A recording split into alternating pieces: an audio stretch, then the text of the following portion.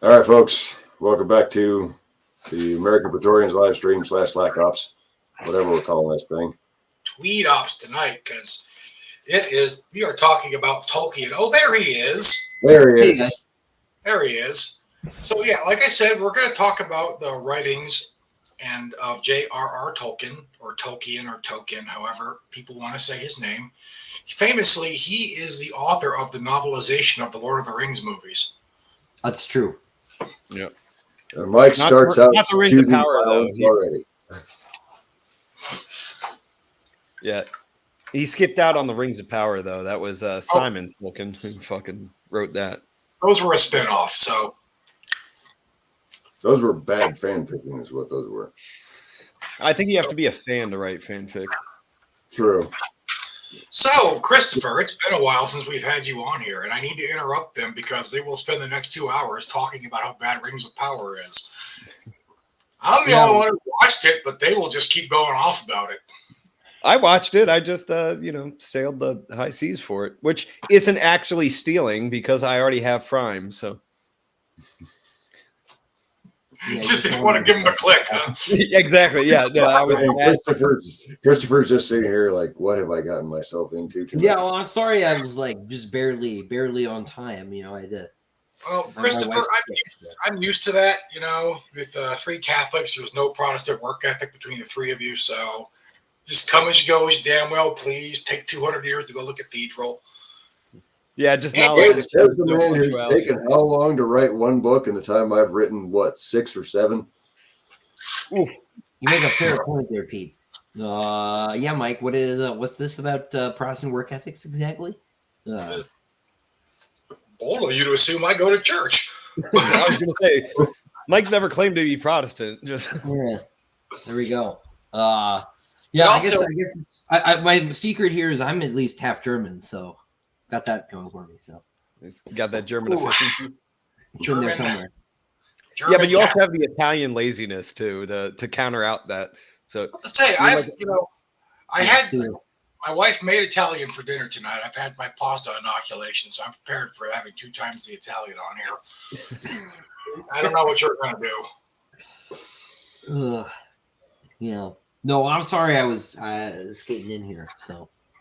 No worries. It's okay, everyone. Welcome. Here's Christopher's here. So, chapter 1 concerning hobbits. Christopher, go. Go. Well, it's about me because I am not tall. Yeah, no, I mean, what have you been up to? I shouldn't be a dick to one of our star authors, but I will. Well, you shouldn't be a dick to the rest of us, but we just let it slide. So, Chris, what have you been up to, brother? Because we're used to it. We're jaded infantry guys who have spent a couple of decades with it. Yeah, and we've only had Christopher on to bully him once before, so I don't know if you were with a certain other company that shall be unnamed, so maybe that was basically like torture. I don't know. Oh, well, that would be a whole nother podcast. Remarkably little to do with Tolkien, although nothing, because I actually had a conversation with Betsy Walheim about her father's role in the publication history of Lord of the Rings over here. Completely illegal, or it was the weird copyright loophole. Yeah. Well, she has it. It was not actually illegal. But I'm a little not so sure myself. But to hear she's not a big fan of the professors in general. So, which is once upon a time there was a lot of unauthorized reproduction of his work going around there. I don't think all those panel vans in the 70s that had Gandalf on them, I don't think that was authorized merchandise. So yeah, just a chance, right? But like the funny thing about that is that it God moves in mysterious ways, right? And that you have this sort of progressive, like ex-communist atheist of Jewish descent, right, publishing a probable bootleg edition of this, Catholic Oxford done, fantasy novel is the thing that like helps it find, its main audience is kind of cool. So also, it's also funny you said she wasn't a fan of the professor, but like when it first came out, Yeah, it was a hit, but like the entire literary circle was just like, what is this trash? It doesn't speak to the human condition. Nobody's worried about sex except Eowyn. And then Tolkien's response was like, look, man, I've got 4 kids and like a dozen grandkids. Like, I know how sex works. I just didn't put them in the book. Yeah. Well, it was also like this is like neo-Victorian literature, right? It was old when it came out, Yeah. stylistically and all of that. And the perverse thing about that, from the perspective of the literary community, is that it's probably the only novel from the 20th century that's worth reading at this point. I talking about working at Bain, right? We actually sent an intern home once because he had the temerity to work for us and had not read it. So it was like, you have to go. Here's your homework. Here's the office copy. Bring it back, right? Lord of the Rings is the greatest fantasy novel, right? It's not the first one, right? It is the most important one, right, in terms of impact and role and all of that, right? But it's just I've reread this book literally like 100 times in my life because I had the audiobooks as a kid, and they were the only audiobooks I owned. I had the CDs. And this was before I realized I could just rip MP3s off of the copies in the library.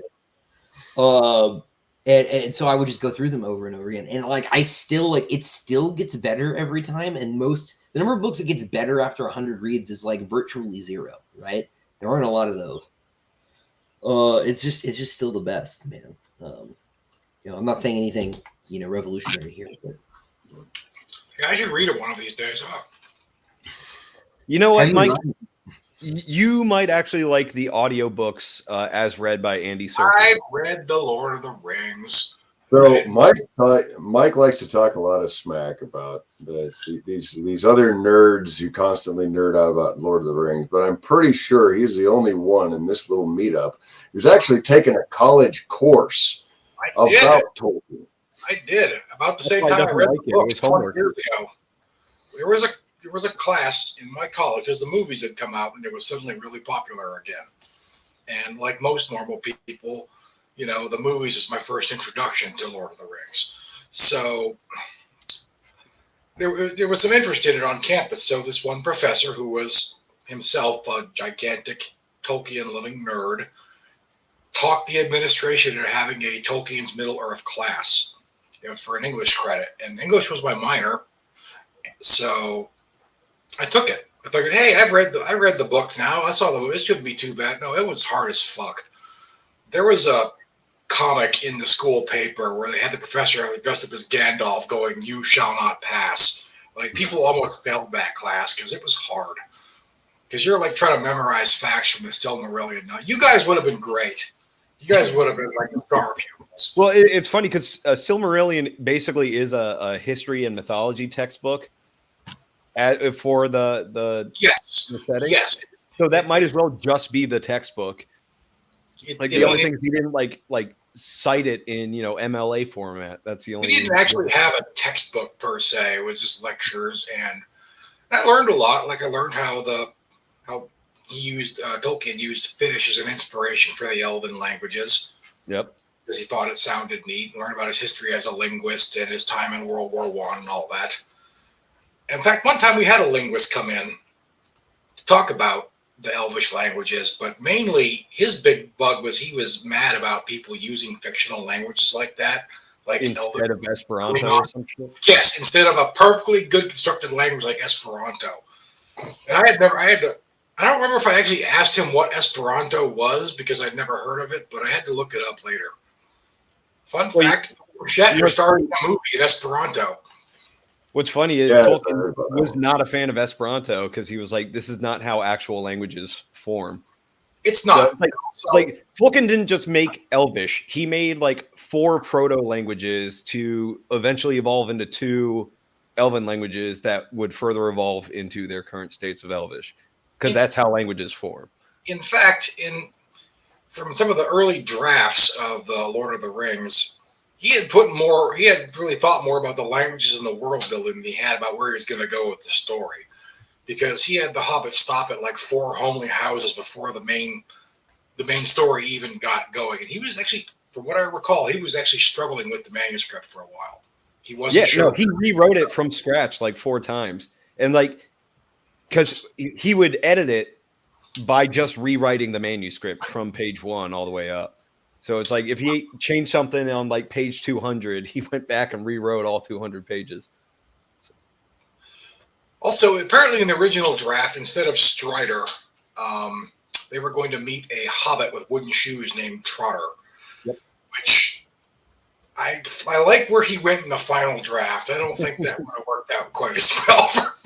Well, Yeah. so when he was originally writing or formulating The Hobbit, Bilbo's original name was Bingo because it was named after a stuffed animal that one of his kids had.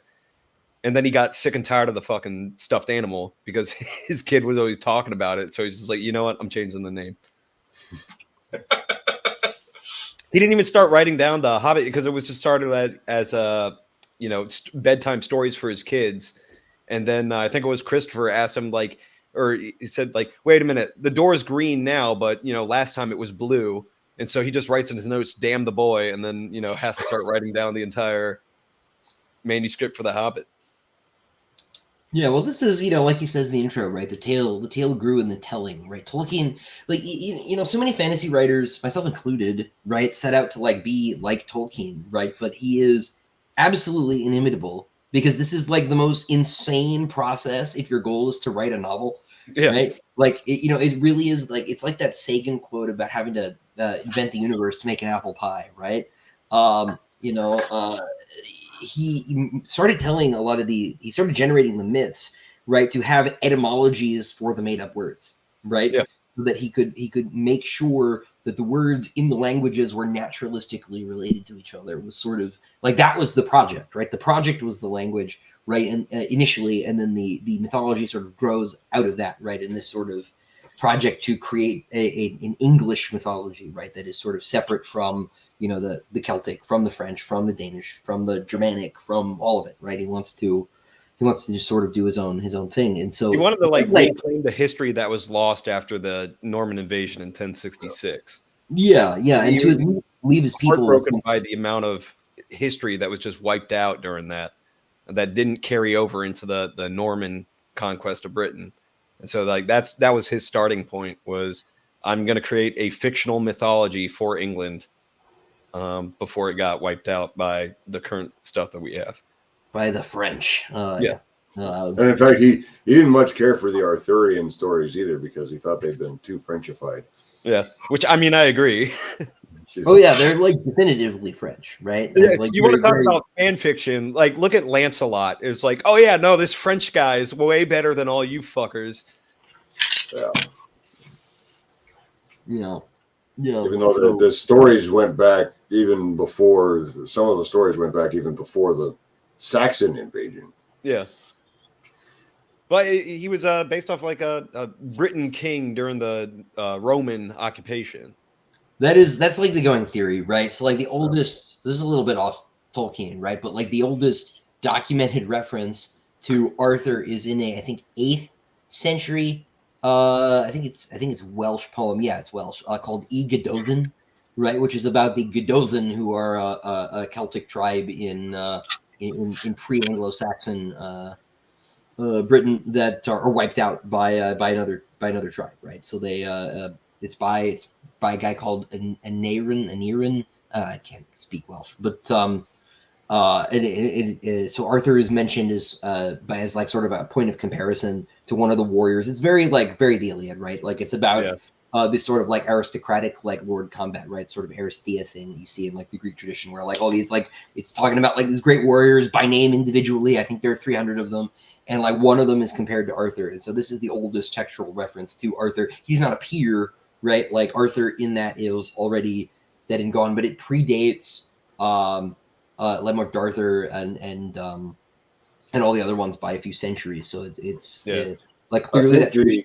there, but the historical referent is so. I know. Was it the Canterbury Tales mentions Arthur? I know there's historical retellings of the Battle of Baden Hill.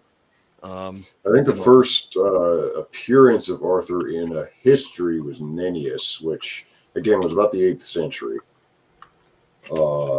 Pretty sure Bede mentioned him, though Bede was a Saxon, so his his perspective was a little different. Sure. Gildas doesn't mention the name Arthur, but his description of Ambrosius Aurelianus tends to make me believe that it was Ambrosius who was the root of the legend that became Arthur. Yeah. And then they just copied, like the Paladins and Charlemagne and all that stuff. Yeah, there's a lot of Frenchification Charlemagne right that there. got shifted into the Arthurian stories. Yeah, so Chaucer's mid-14th century, right, and Y Gododdin was written somewhere between the 7th and the 11th century, so very big error bars on that. But in any case, it's the earliest written reference to Arthur in one form or other. But so like at the earlier end of that space, right, it's definitively pre-Anglo-Saxon, but whoever that Arthur was before the Norman influence is completely lost. So, and then Tolkien translated all of that shit. So, right. Well, that's true too, right? Like, I mean, how many languages did he speak, right? Because he also translated the Book of Jonah for the Jerusalem Bible, so he knew Hebrew or Greek. He based the Dwarven language off of it, Kudzel. Yeah. Somebody asked about Merlin in the chat. Merlin was actually a drunk who was friends with a transformer who could turn into a dragon.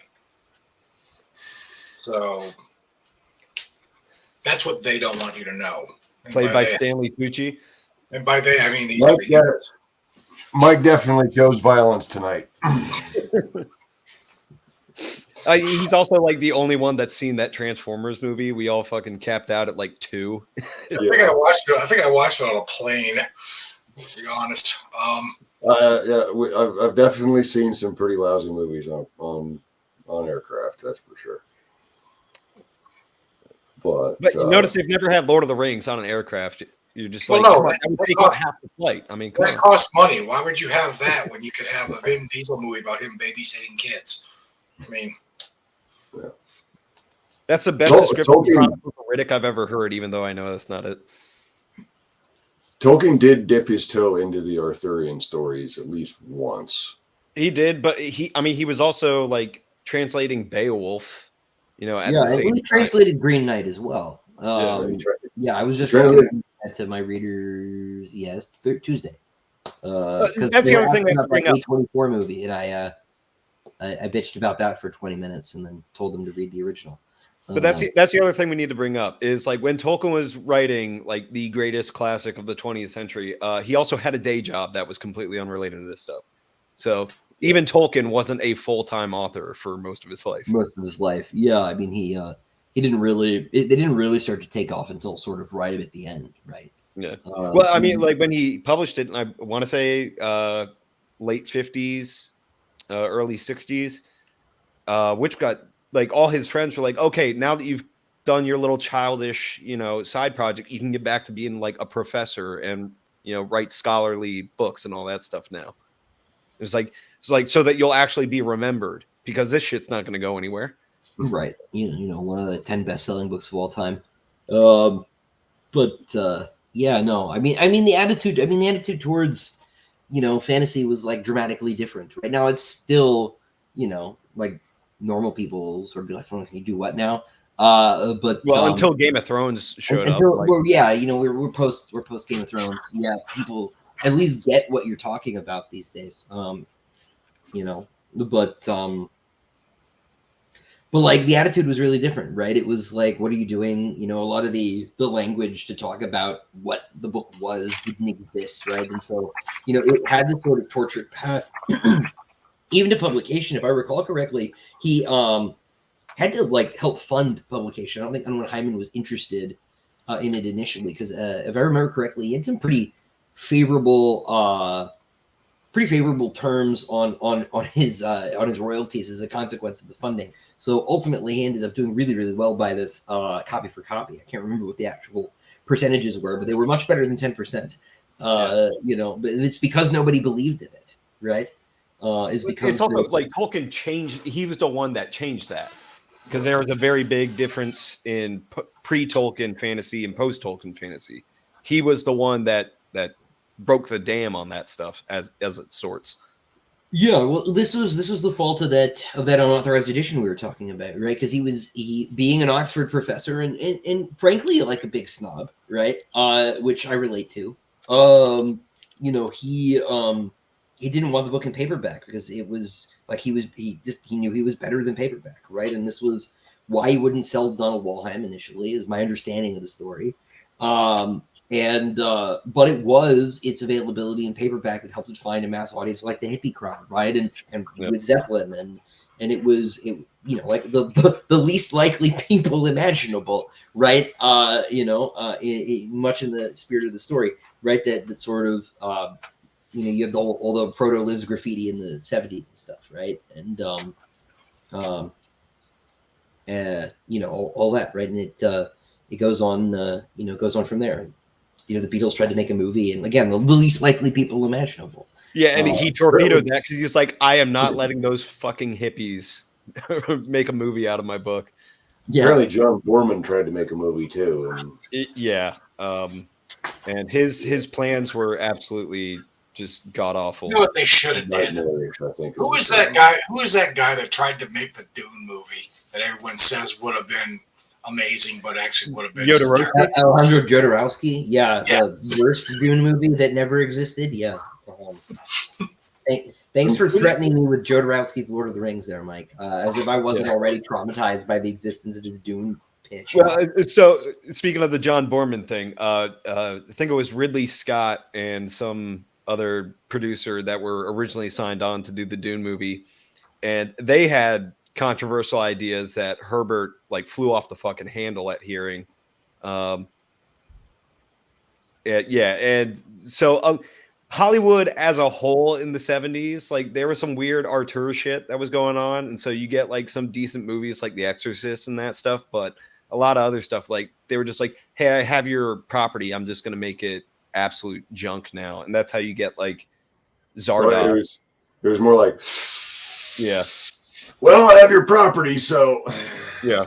Well, thank goodness they don't do that anymore. No, now they have the studios backing them up though. Yeah, I was about to say some, you know, the wheels turned around, as it were, but that's a different book. But Amazon's still ruining it. Well, that's the common denominator, right? Yeah. Well, but I mean, that's what pisses me off though, is Amazon will come out and make like Reacher and actually make them better than the books, and they'll make like the Terminal List. And Pete, you've read that and seen the show, and you say that the show actually improves on it. And then they go out and they make Wheel of Time and Rings of Power and all that stuff. So I think part of that is because to cut them a little bit of slack. I think a lot of these works might just be tough to adapt. Like that was one of the things that kept them from seriously trying to make a Lord of the Rings movie for so long, because it's a long story. And as is, the movies came out to like 9 hours long, and they still had to cut a bunch of stuff out. But also, it seems like sometimes Amazon doesn't even try.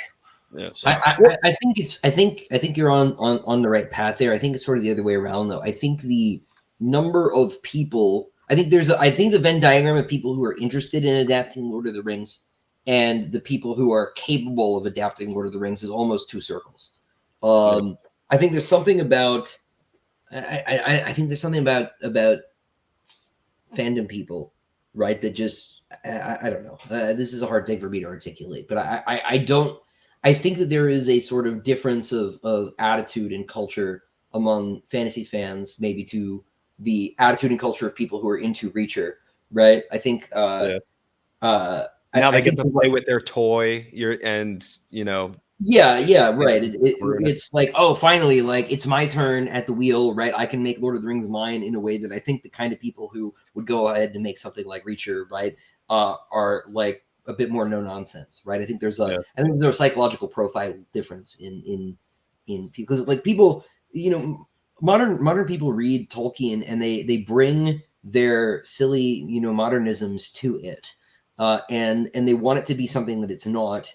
Right. And they don't understand what it is in the first place. Right. Like a frequent critique of Tolkien is like, oh, he's bad at writing women. There are no women in his work. Right. One, that's not true. You've only read Lord of the Rings. All right. There's Melian, there's Luthien, there's like half the Valar, right?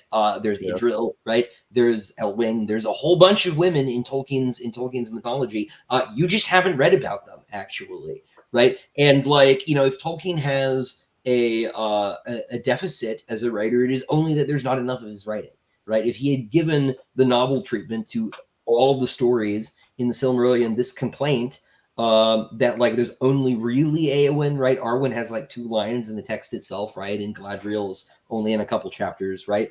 Would fall flat, for example, right? It's also not true because there's there's Yorith, right? Who's like the best minor character in Lord of the Rings anyway. But right. And Tom Bombadil's wife Goldberry's great, right? But the point is that like these people like they're expecting, they want something in the form factor of like A Song of Ice and Fire, right? Where they want like 6 like 500,000 word books with 35 different point of view characters so that everybody can be sort of represented. But Tolkien's characters are deep and complex with like one scene. For all of my issues with George Martin, like he's not a poor writer by any means, right? But like the sort of the way we write books now, in terms of like the amount of words used, the amount of resolution of detail expected by readers, is completely different than it was in 1950, right? And is completely different than it was in 1900. I get this reading Conan, right? Like Howard does more in 10,000 words than most modern writers do in 100,000, right? Just because the nature of the writing and the expectations is so different. That was a lot of pulps too, not just Howard. Yeah, I just he's like the best of them, right? Howard on like a craft level is super underrated. Like he's a really good writer too, and he doesn't get a lot of credit for that because most people haven't read him, right? And then their expectation is like always writing about like a big dumb guy, and actually like Conan's not a big dumb guy, right? The other thing is like all his really popular works have been ripped off by stuff that's more present in the conscious mind now. So if you were to go back and like adapt Solomon Kane, people would be like, "This is just The Witcher." You know what I mean? Like that. Yeah. It's and this is true of Lord of the Rings too, right? Is that the sort of like trope landscape of Lord of the Rings, right? The dwarves, elves, right? Wizards with the beards and orcs and all this. I was hearing that Gandalf was an Obi-Wan Kenobi ripoff when those movies first came out. Okay.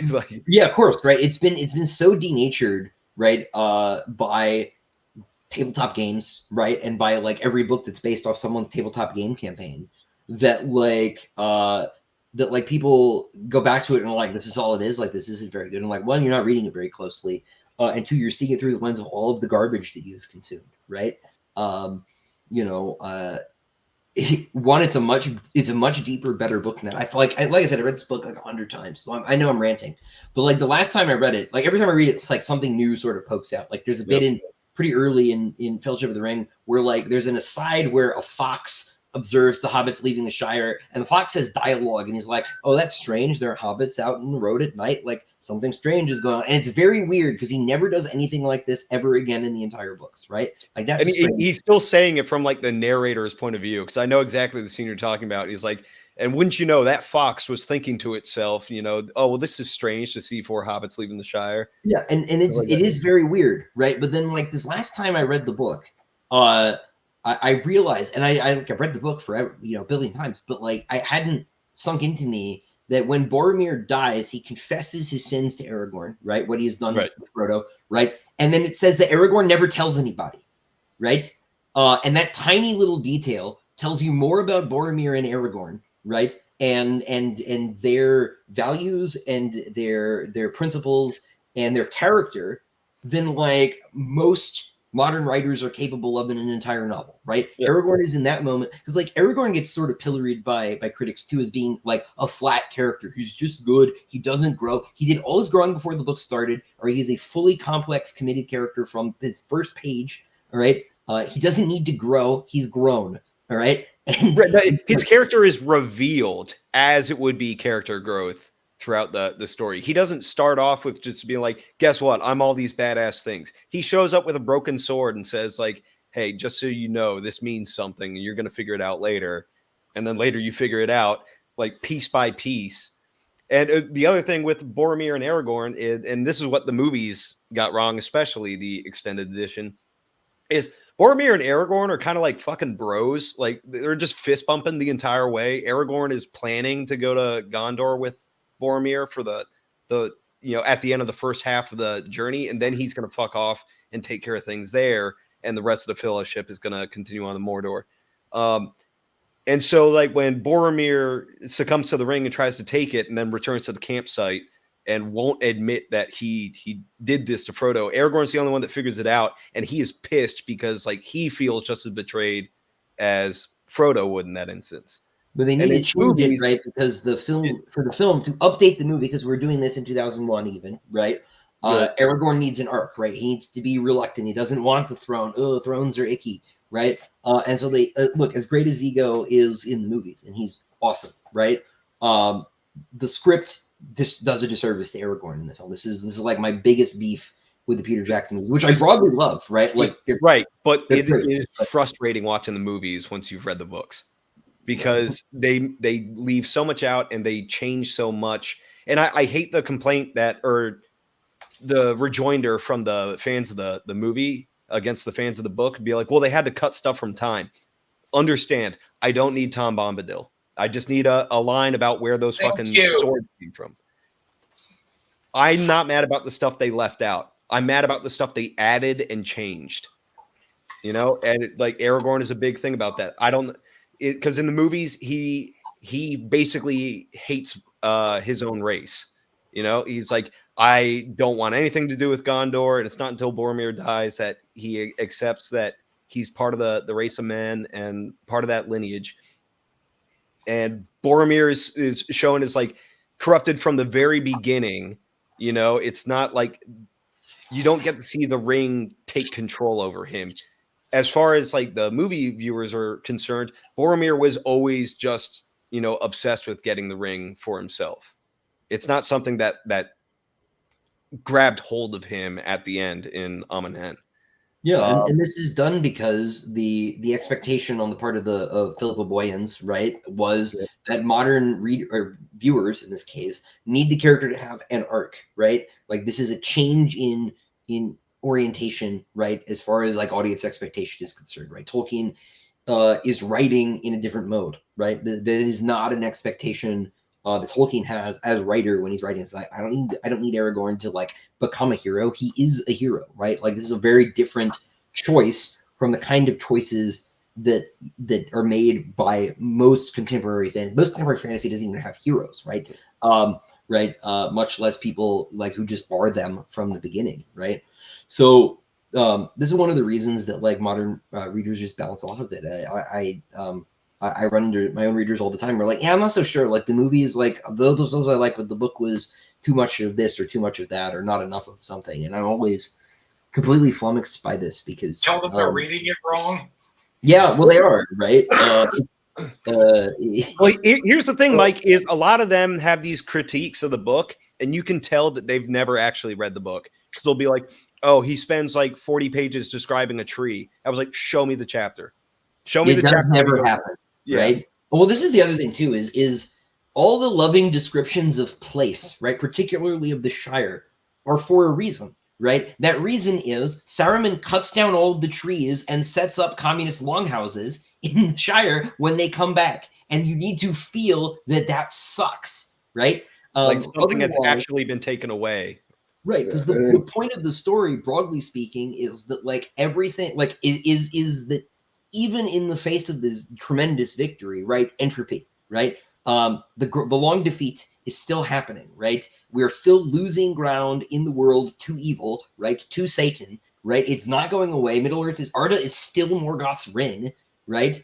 These things are still going to happen, and if you don't care that the Shire is fucking awesome, all right, and that you want to live there, then the ending does not feel like anything, right? If we had to hurry up and get the story started because we needed to have the action scene by chapter 2, and it's in chapter like 4 anyway, guys, calm down, right? Then there's the whole point of the story can't happen, right, without this opening that people like bounce off of because, oh man, something didn't blow up on page 2. My ADD is unsatisfied, right?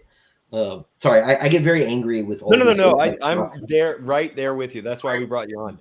Yeah, that straw man is an asshole. You're right.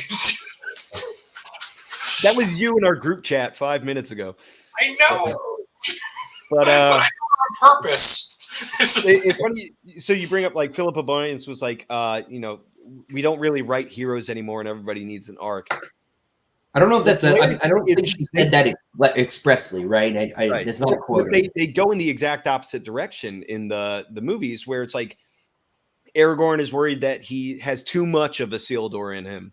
It's like, where in the book, it's like, man, I don't have enough Isildur in me. Like that was a long time ago. I don't know how much of his blood is still in me. We could really use that right now, because Isildur is the biggest fucking Chad since Baron. Like, he is one of the greatest guys that has ever fucking lived.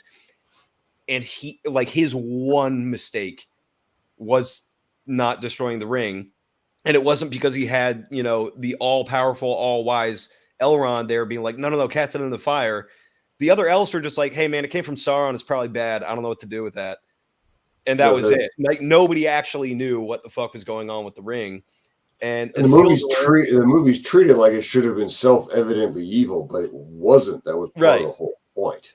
Yeah, and Isildur is, like, in the movie, he's just like an asshole that got lucky once in a fight and then ruined everything. In the books, he is the uber Chad of all Chads, and he still messes up. And he messes up in the tiniest way, and that shifts history completely. And so Tolkien knew that, like, hey, it doesn't matter how great you are still fallible. And in the movies, it's just like, hey, everybody sucks. And that's why you're in this I think that's a conundrum right now. That's an overarching cultural problem that we're seeing too. Yeah, it's like this perception that if you're not perfect, then you're the devil. And so we have either everybody sucks, everybody's a jackass, or everybody sucks except for the main character, who's a Mary Sue. Because yeah, it's this weird sort of atheistic Calvinism of modern American life, right? Atheistic Calvinism, folks. You heard that here. No, I mean, you've seen it before, Mike. All the people who are just like, hey, free will is an illusion. Everything's predetermined by genes, but also there's no God. So, like, that's the idea that he's talking about. Yeah, well, and like, if you're not good, you're, if you're not perfect, you're evil, right? Right. Everybody is either elect or not, in the public square these days. So, of course, the observer is the ultimate determinant of who is good or evil in that equation as well, which causes even more problems. It's weird how they decided that Gandalf had to be Mary Suified for the movie, as opposed to the book, where he's their wisest counsel and their best advisor. He still makes bad calls. Going to Moria is his idea. Like, he's the one that is leading the charge on going to Moria, and literally everybody not named Gimli is like, fuck that. And they only, relent to him when they have absolutely no other choice. Whereas in the movie, everyone's like, hey, no, this mountain sucks. Let's go to Moria. And he's the only one that's like, no, that's dumb, because there's a Balrog that apparently I know about for no reason. I think a lot of these complaints might be more easily explained by them just trying to dumb it down for movie audiences. I don't know if in their writer pitch meetings they sat down like, well, we need to. I don't know if they consciously tried to make a Mary Sue out of Gandalf, or did they think, well, he's the wizard, he's the wise guy. If he doesn't know this, people are going to think it makes him look dumb, and it's going to take him out of the story because it's going to seem like it's an unusual turn for them. So I think a lot of the changes they made for the movie were streamlining, because they were worried that if they got more complex than that, people wouldn't be able to follow along. How legitimate that worry is, I don't know, but You see that a lot in film adaptations of books anyway. Right, but I don't feel that that's actually the case with Lord of the Rings, because like even the Ralph Bakshi animated version that went up into the Two Towers, it's got some faults. Trust me, especially with costume design. If you've ever seen that movie, It is pretty ugly. but there are some great parts of that movie.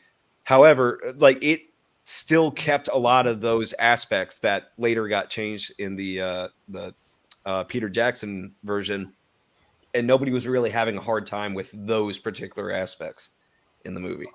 I didn't say that there was a legitimate concern, but I think a Ralph Bakshi animated movie versus a however many $100 million they spent on that movie. That was only like $30 million. It was like, you have to remember, this was a New Line Cinema back before, like I said, Lord of the Rings with Tolkien. He changed the landscape of fantasy. The Lord of the Rings movies did the same thing for fantasy movies. Before that, they were taking a chance, and they knew they were going to have to spend a little bit more money because it's the Lord of the Rings and it's this big fucking story. But it was Harvey Weinstein, who back then was mainly known for getting all these indie movies out there. New Line Cinema was like a middle market studio. Peter Jackson.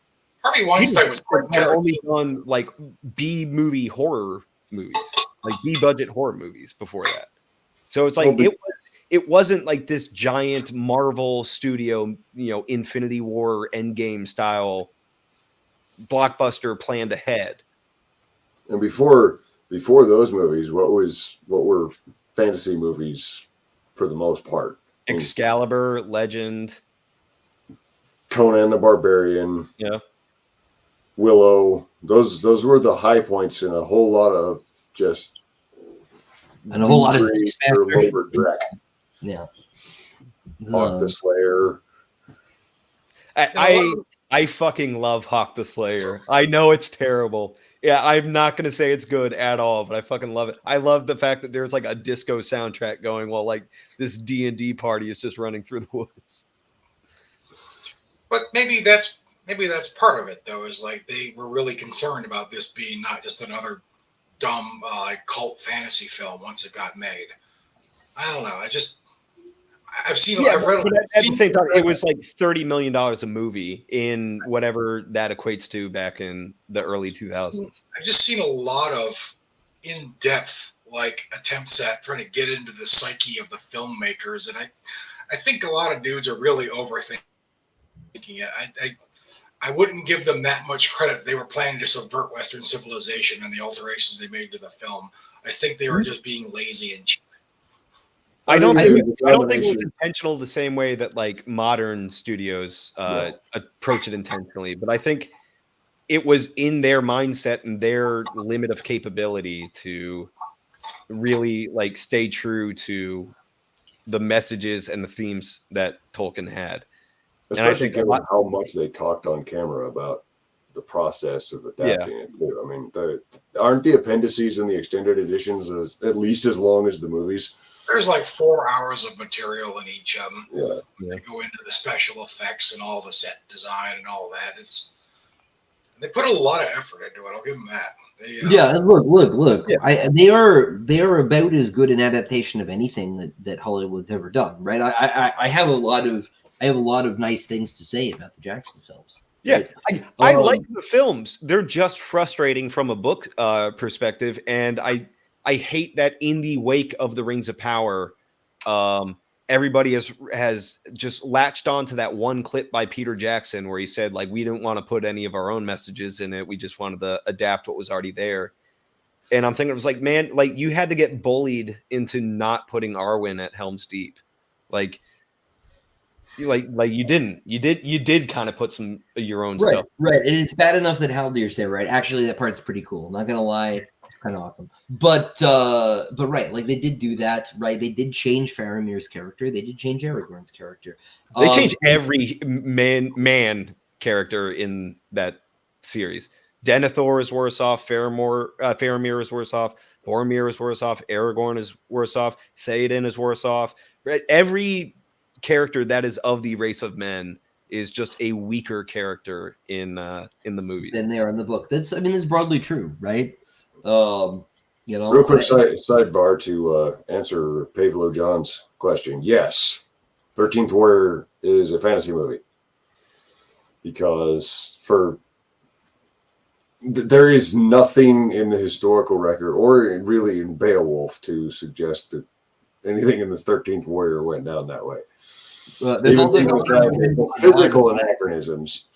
If you wanted to be pedantic about it, though, and far be it from any of us to be pedants, but you could say it was just a historical fiction instead of.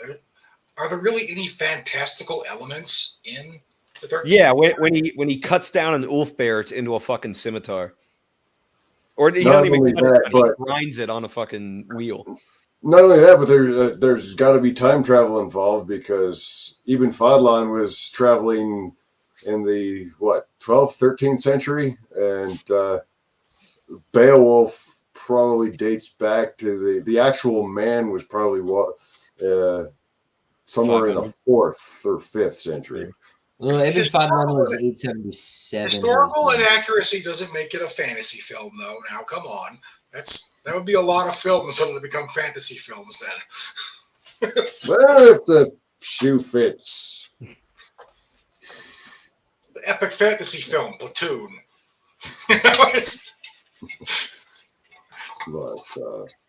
But Beowulf actually appears elsewhere in the saga literature besides the Anglo-Saxon poem. I believe he was mentioned by name in Rolf Krocke's saga. That was back in like what, 4th century? Yeah, something like that, 4th or 5th. So there is some contextual evidence that he was actually an historical person. Was he actually ripping the arms off of trolls or the descendants of Cain? Probably not, but were you there? No. Who are we to question it? They wrote it down. Obviously, they thought it was important. So. Yes, my vote is that it was all actually happened exactly as it's word for word. Don't ruin the magic, Pete. Come on. Oh, what, dragons don't exist? Yeah, because Beowulf killed them all. Okay, calm down. And the one that didn't get killed, as previously discussed, was a transformer. Yeah. Well Beowulf didn't kill them all. Siegfried killed another one. Damn it, Siegfried. Well, he didn't kill them all. They all just waited under the London Underground until Christian Bale rewoke them. When did he get I haven't thought about Rain of Fire in a minute. First off, by Mike's definition, Rain of Fire is near future fiction. It's historical fiction. It's not fantasy. You could actually, that would qualify, if you want to be really pedantic, that would qualify more as science fiction than fantasy because there's no magic element. The dragons are just fire-breathing monsters. It's a kaiju film, right? So, well, I want to see the science part of the science fiction there, though. Science. Oh, okay, we'll call it speculative fiction. Yeah. Helicopters work by science, so. Yeah, like a lot of science in science fiction films isn't really sciencey. It's just the plot presumes a scientific, rational explanation for that what's happening versus just it being it's magic. Sometimes there isn't a huge difference between the two, but there is an intent. But I just thought I saw Rain of Fire in the theater, and I thought it was hilariously bad. You know, are you tired of the zombie apocalypse? How about the dragon apocalypse? What gun for that, nerds? What pissed me off about Rain of Fire was like because I remember when it was coming out and all that stuff, and all the movie posters had like Apache helicopters versus dragons. And so everyone's like, fuck yeah, well, let's do this. Fucking military versus dragons. Let's go. And then you go in there and there's like one tank. Yeah. There's a Sikorsky versus a dragon and that's it. Somebody else did make that movie, but it was called D-Wars. And it was I was going to say, wasn't it the Koreans or something? Yeah. Or a giant dragon curling around that tower in Los Angeles. You know, that was the movie they should have made in Rain of Fire. but they wanted to have guys skydiving out of helicopters and him diving into a dragon's mouth with an axe for some reason. Let's be honest, though. That was so cool that they reused it in the new Godzilla movies.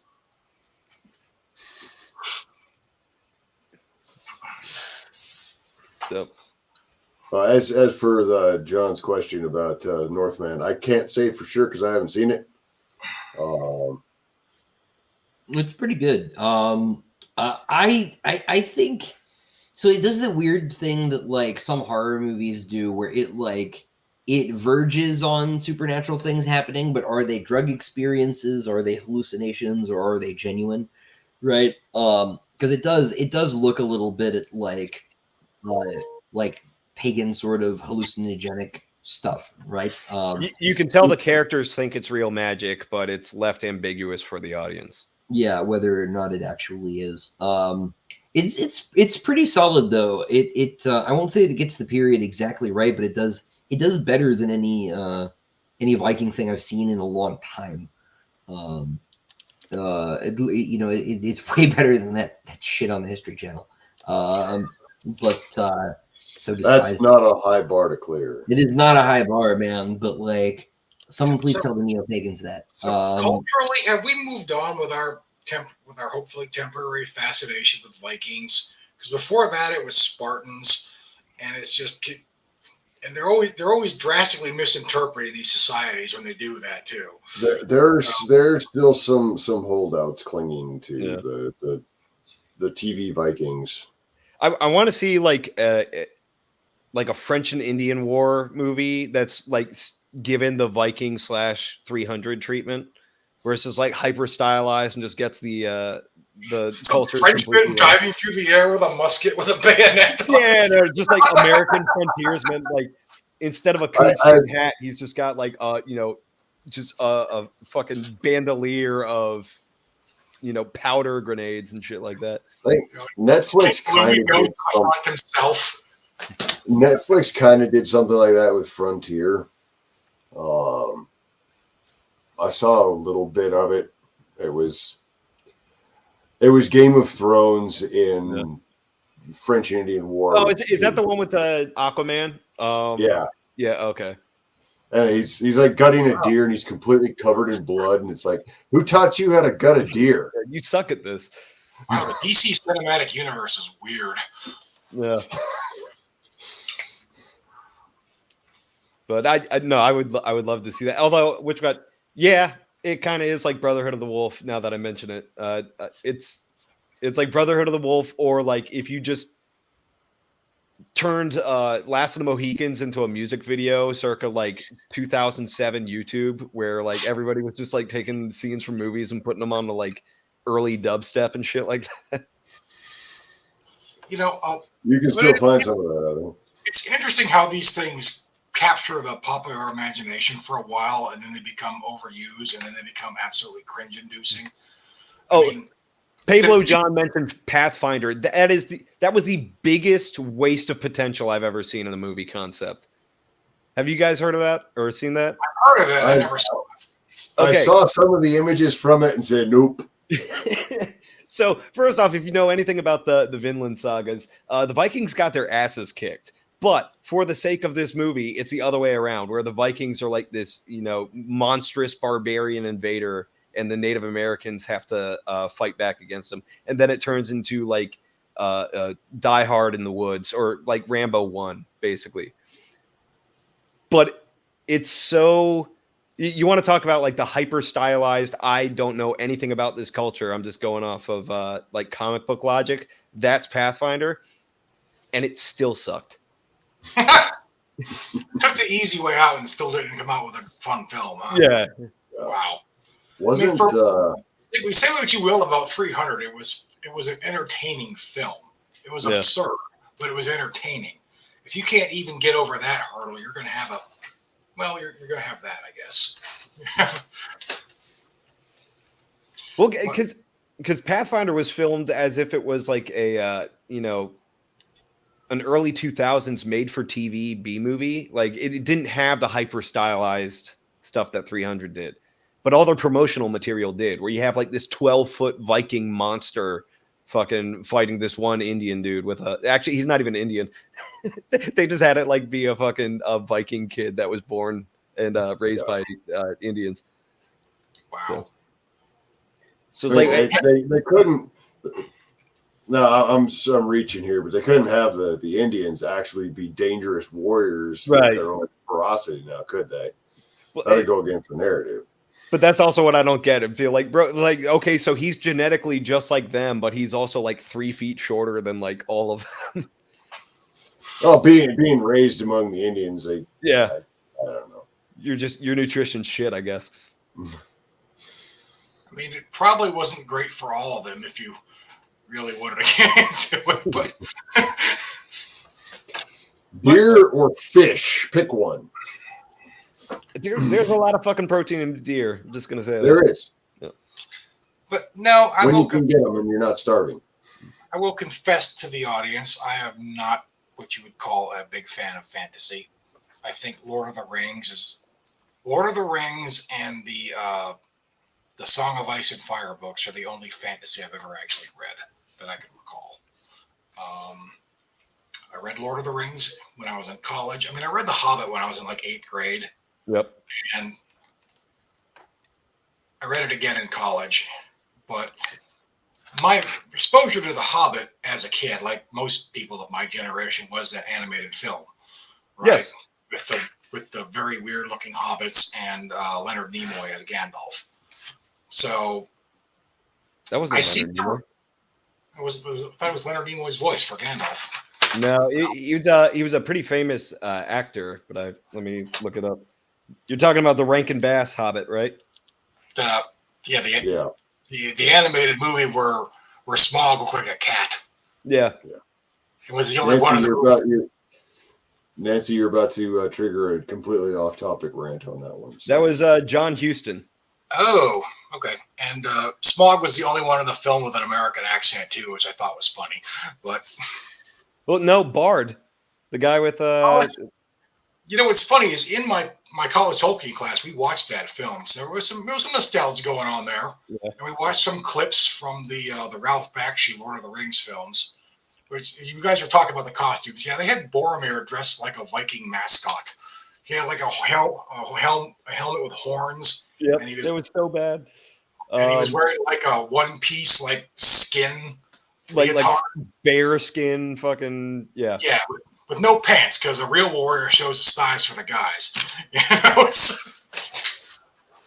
But well, that was just going back to the Fire and Ice.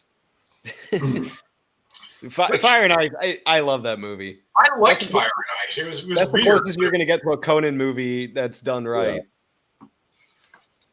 I think it's an interesting concept to have like a fantastical world where you also have, you know, the earlier hominid races of humans running around like Cro-Magnons or whatever. Yeah. You could do something with that. You could. They did, and then the 40s happened.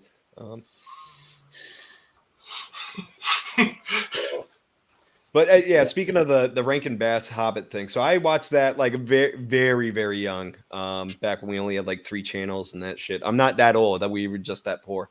And so like that was my idea of the Hobbit and Tolkien growing up. And so I read the Hobbit when I was like in 3rd grade, you know, just on my own. I think whenever I needed a book report for school, since I was already reading it, I would just throw that on there. So that was my idea of Tolkien going into the movies when they first got released in the theaters.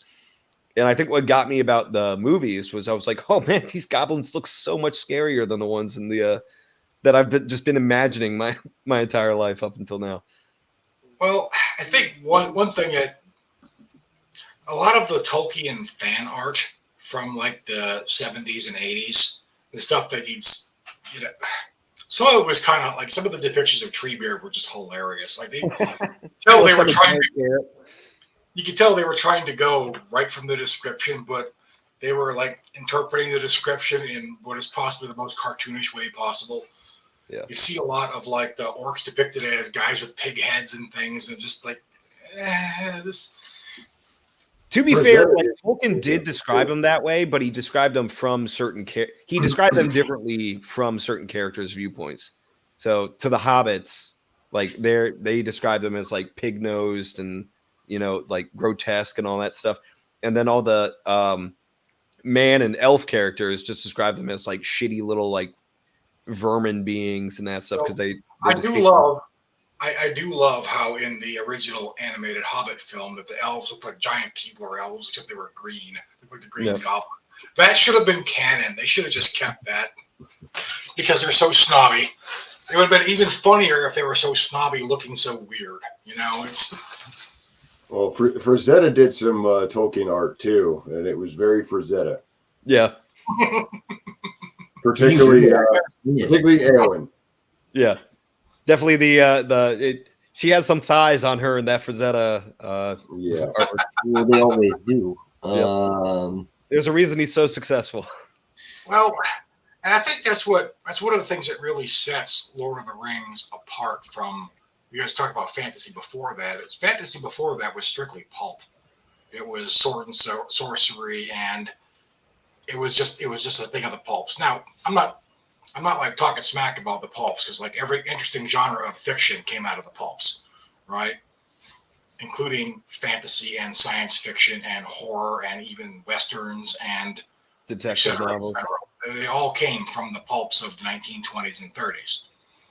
But fantasy didn't really get taken seriously until Lord of the Rings, I don't think. Before that, it was just pulp. This was about the same time where science fiction was starting to take off too. So but it was a different trajectory. Science fiction, you had these guys, there were some weird guys with some weird ideas. Like I'm pretty sure Arthur C. Clarke tried to make psychohistory a real thing. I think he tried to will that into existence and it didn't work. That was Asimov. Right. That's right. Asimov. Arthur C. Clarke was a whole different kind of weird and perverted. That's right. But it took a different track, but I think Tolkien really was the springboard for every other fantasy writer after, who aspired to more than just being like, a pulp rag, basically. And a lot of it is because Tolkien took his series seriously. Like he took Lord of the Rings seriously, therefore he had to take fantasy seriously. And he was a great respecter of fairy tales. Like he liked that genre. And like a lot of his critiques of C.S. Lewis and like The Lion, the Witch, and the Wardrobe was that it deviated too much from the fairy tales that it was clearly modeling itself after.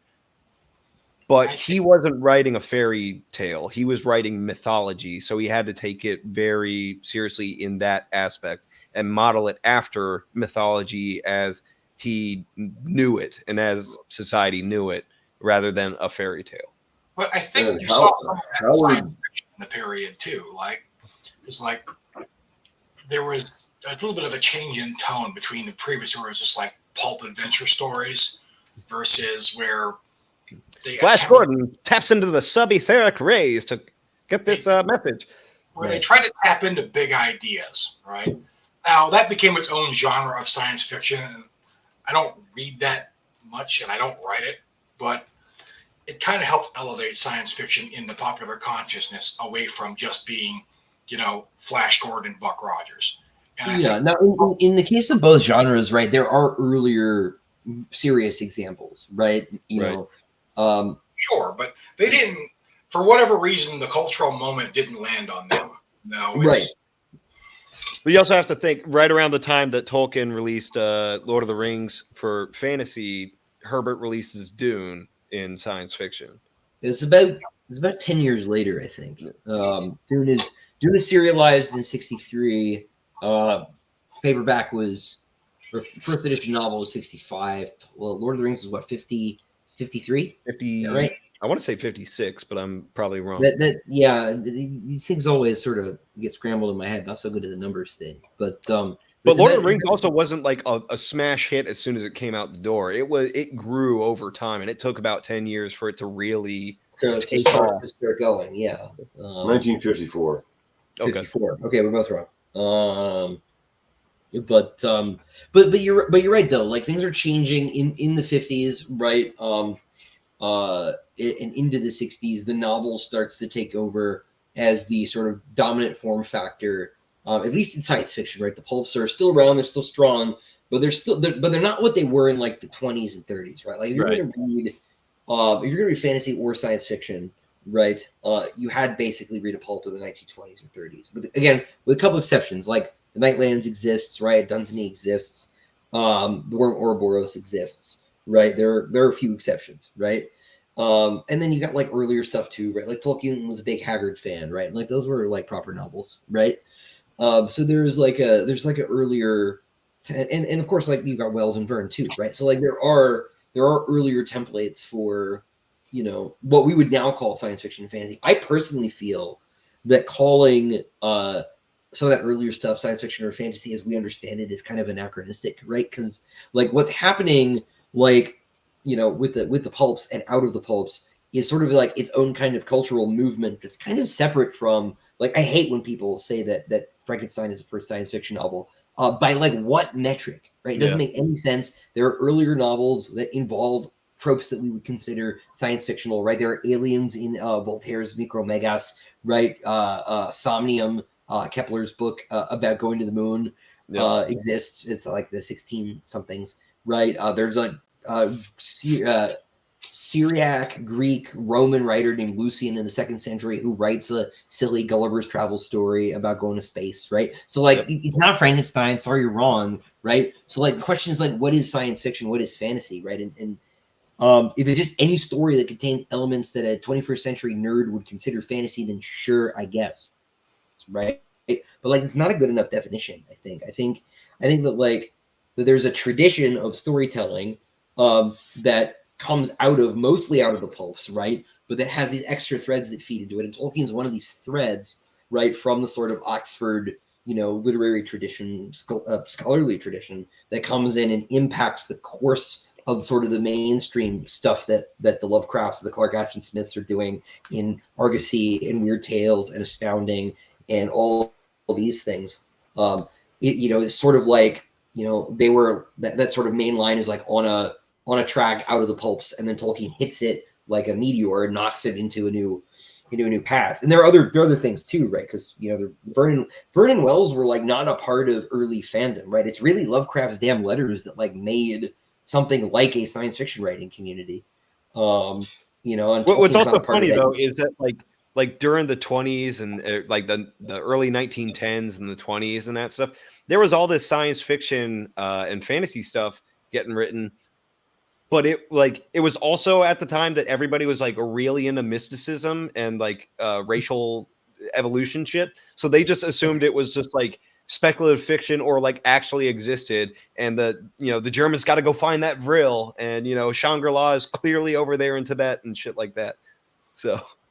Oh, there's so much of that. I mean, that persists into the new wave, right? Like Dune is like very much about race memory and all this stuff, which is something that, like, you know, but if you read Howard's stuff, like all of Howard's pulp heroes take place in the same universe, right? Because this is something I was talking about a couple days ago on another stream. Is the like early like sci-fi fantasy pulp writers, they weren't each trying to make up their own universe, like this sort of practice we have now of like, oh, I've created a new universe, do you want to write in it? Like they didn't do that. That Lovecraft thought that he was, for example, building Tolkien did too, was building a mythology for the real world, right? When you read Lovecraft, right, all the like Abdul al-Hazred, right, and all this stuff is like they're fake historical figures, and they're fake historical figures that like other writers of the time would borrow in their own stories, right? If you read Howard, there are Lovecraft references, and vice versa, in their works, because they were friends, but because they were also engaged in this project of creating a fantasy history together that becomes the mythos, right? Right, but Tolkien was engaged in the same project, right? Just in a different way and by himself, right?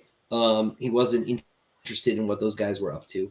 But if you read if you read Howard, like Bran McMorn is probably a reincarnation of Conan, right? And so is Robert E. Howard himself, right? Because he believes in this sort of racial like recursion thing. Like all these characters that he's writing about are just like ancient Irishmen, right? Yeah. And Howard's like very interested in the sort of like Atlantis was real, damn it. And yes, yeah, and it was Ireland.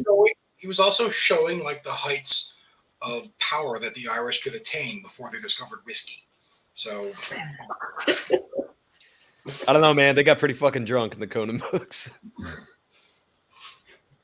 What's that line out of the Crossfire Trail movie? If not for the whiskey, the Irish would rule the world. there was a Family Guy bit about that years ago too, where it's like these Irish scientists and they got like flying cars outside. Oh, we invented a new drink. Oh, it's whiskey. They just start getting into a fist fight and this thing, just like down. But I think let's go back to what I think I mentioned before. Is a lot of these guys were just happened to be in the right place at the right time. They were there, like Tolkien and Howard, not Tolkien, but Lovecraft and Howard. They happened to start doing their thing when doing their thing would lead to what it did, if that makes sense. Or there was an environment for them to build on that, and then other writers jumped in on that. And if they would have started writing the exact same things like 30 years before, it probably never would have took off. Yeah, well, they needed the magazines for it, and in the same way, like I think I can't remember which you were saying it, right? I think it was you, Michael. The transition to like the novel form made Lord of the Rings possible in part when it was, right? And like I was saying, the creation of the paperback helped, right, to make it what it was for the audience at the time, right? And like this, I mean, publishing's changing all the time, right? I keep trying to convince my publishers that like if you're going to keep a format in print, make it the hardcover, because if someone's going to buy a physical book, they want the nice one. Like this mass market shit's not working, right? Whereas in the 20s, like that was your option, right? Like it was going to be printed as cheaply as possible.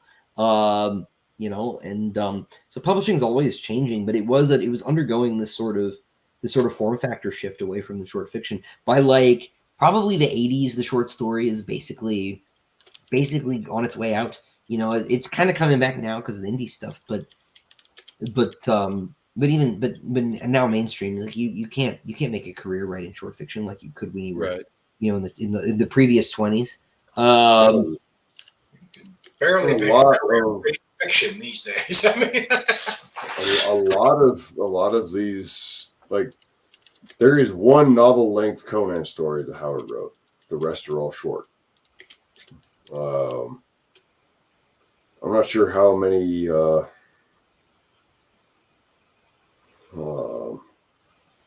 actual novel length stories Lovecraft wrote. I don't think it was more than one or two. He only has one novel, The Case of Charles Dexter Ward.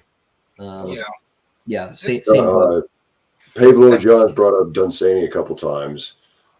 I think Dunsany wrote 2 or 3 novels and a whole lot of short stories, some of which are a couple of pages long. And Dunsany, there's a lot of, Dunsany was doing fantasy before Tolkien, and to some extent he was, but Dunsany was doing kind of, his stuff is very dreamlike, and some of it's fantastic, but some of it is just, it's a momentary glimpse of some other world beyond and then coming back. So it's very different from what Tolkien or Howard or Lovecraft were doing. Yeah. Right. And then you have Michael Moorcock, which like half of his books are like very straightforward and the other half are just straight up drug trips. Yeah. And when he was later too, right? He's in a lot of ways like 70s. Yeah, he's a reaction to Tolkien. He's a symptom of the 70s sort of, hyper cynical kind of, grunginess, right? I mean, he's expressly anti-Tolkien, right? He wrote that essay about how Tolkien's a crypto-fascist, right? Because, he is, he's not Michael. The Germans are going to be surprised to hear that. Fuck. Yeah. The ones that Tolkien, one shot at the first time when admittedly the Germans weren't fascists. And then when they were fascists, he told to go away. You can't use my work. No, thank you. I have no patience for Michael Moorcock. but he was later too, right? And at that point, you solidly into the novel space, right? So in a lot of ways, I mean, this is Tolkien helps to make the commercial fantasy novel viable, right? I like fully accede to those people or concede to those people that who say like he doesn't deserve 100% of the credit. Okay, fair enough, right? Um, he's like you can't ignore the impact, right? Like, You can't ignore the impact, and it also it goes back to what Mike was saying about like some of these guys in the early half of the century, they were there in the right place at the right time. Tolkien wasn't. Tolkien like planted his flag and just kept going and stayed there, and he kept doing it because that's what he wanted to do, and it escaped into the rest of the world. Like I was saying, all his colleagues were just like, "What are you doing? You're a professor. You're supposed to be writing like actual books, not this fictional tripe." And You know, even his prose and his structure, a lot of that was a little archaic, even when it was published. yeah, But he yeah. would get away It was with it old when it was written. You know, He was because he he get away was. with his Tolkien. Like if you want to try to mimic Tolkien style, you're going to fail. Your editor is not going to let you write like omniscient narrator and then cut to the opinions of a fox. You can't do that because you're not him. You're also not as steeped in the saga language as he was. And this guy taught this stuff for decades. his voice is very deliberately archaic because it's the mythology narration. The names of the dwarves in The Hobbit, he did not make up. They all came from the Voluspa in the Poetic Edda. I think Balin is the only one that isn't. Like Balin's the only one that he made up, but it's obviously close enough to one where he just like changed a letter or something like that. But yes, every other one is. And Gandalf was actually the name of one of the dwarves in the Voluspa as well. Yep.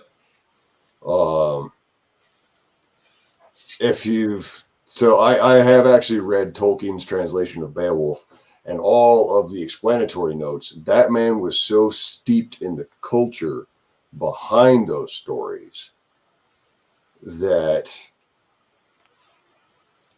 there was a lot of cultural background that he could bring to the story that most modern writers simply don't have. Especially with The Hobbit, because he was like kind of flying at the seat of his pants, just telling bedtime stories and that stuff. So it's like, first off, his kids aren't going to know what any of this stuff is from, so he's just going to throw it in there. It was like that's how you get Beorn and the shape changers and all that stuff. And you could tell there was a little bit. Obviously, there was some retconning between that when he went to Lord of the Rings. He had to write Lord of the Rings around The Hobbit. Sure, but and he went back and he absolutely rewrote an entire chapter. He did the George Lucas thing before George Lucas did, because the Riddles in the Dark chapter in the original publishing of The Hobbit, it's just like, hey, he wins a riddle game against Gollum, and Gollum's like, damn it, you got my ring, cool, see ya. And then when he fleshed out the nature of the ring and turned it from a magic ring to the magic ring, he had to go back and make it a little bit more sinister. But then he also incorporates that retcon into the story in Lord of the Rings, where it was, hey, Bilbo just fucking lied to everybody and just said it, hey, like this fun little tale happened, and now he's got to actually come clean and be like, oh no, I almost died and had to fight off this little gremlin from killing me over this stuff because I didn't want to be called a thief. So he incorporates the retcon into the story, which I think is probably the best way to retcon it. So it's pretty awesome. Yeah. Poor Bilbo, unreliable narrator. But that that came into the nature of the ring already making itself felt, because he felt like he had to establish his title to it. Right. I mean, which a lot of like the stuff that comes in later and seems like incidental or tangential to the point that he's trying to make is actually 100%. It backs it up, and it's amazing how he was able to weave all this stuff into there, especially since, a lot of it was just like, I don't like the way that name sounds. I'm going to change it. And like, also I changed like 7 other things, and it just completely rewrites the entire nature of the scene. That is something I struggle with world building. Like, I'm going to change this thing. Like, well, now I have to go back and change the entire book because I got tapped by the good idea fairy. That's why it takes me so long. I have ADHD apparently. So, well, hey, he came up with the poem about the creation of the rings, and therefore the entire mythology of the rings when he was just like taking a bath. So I also think about stuff when I'm in the bath, But how about this?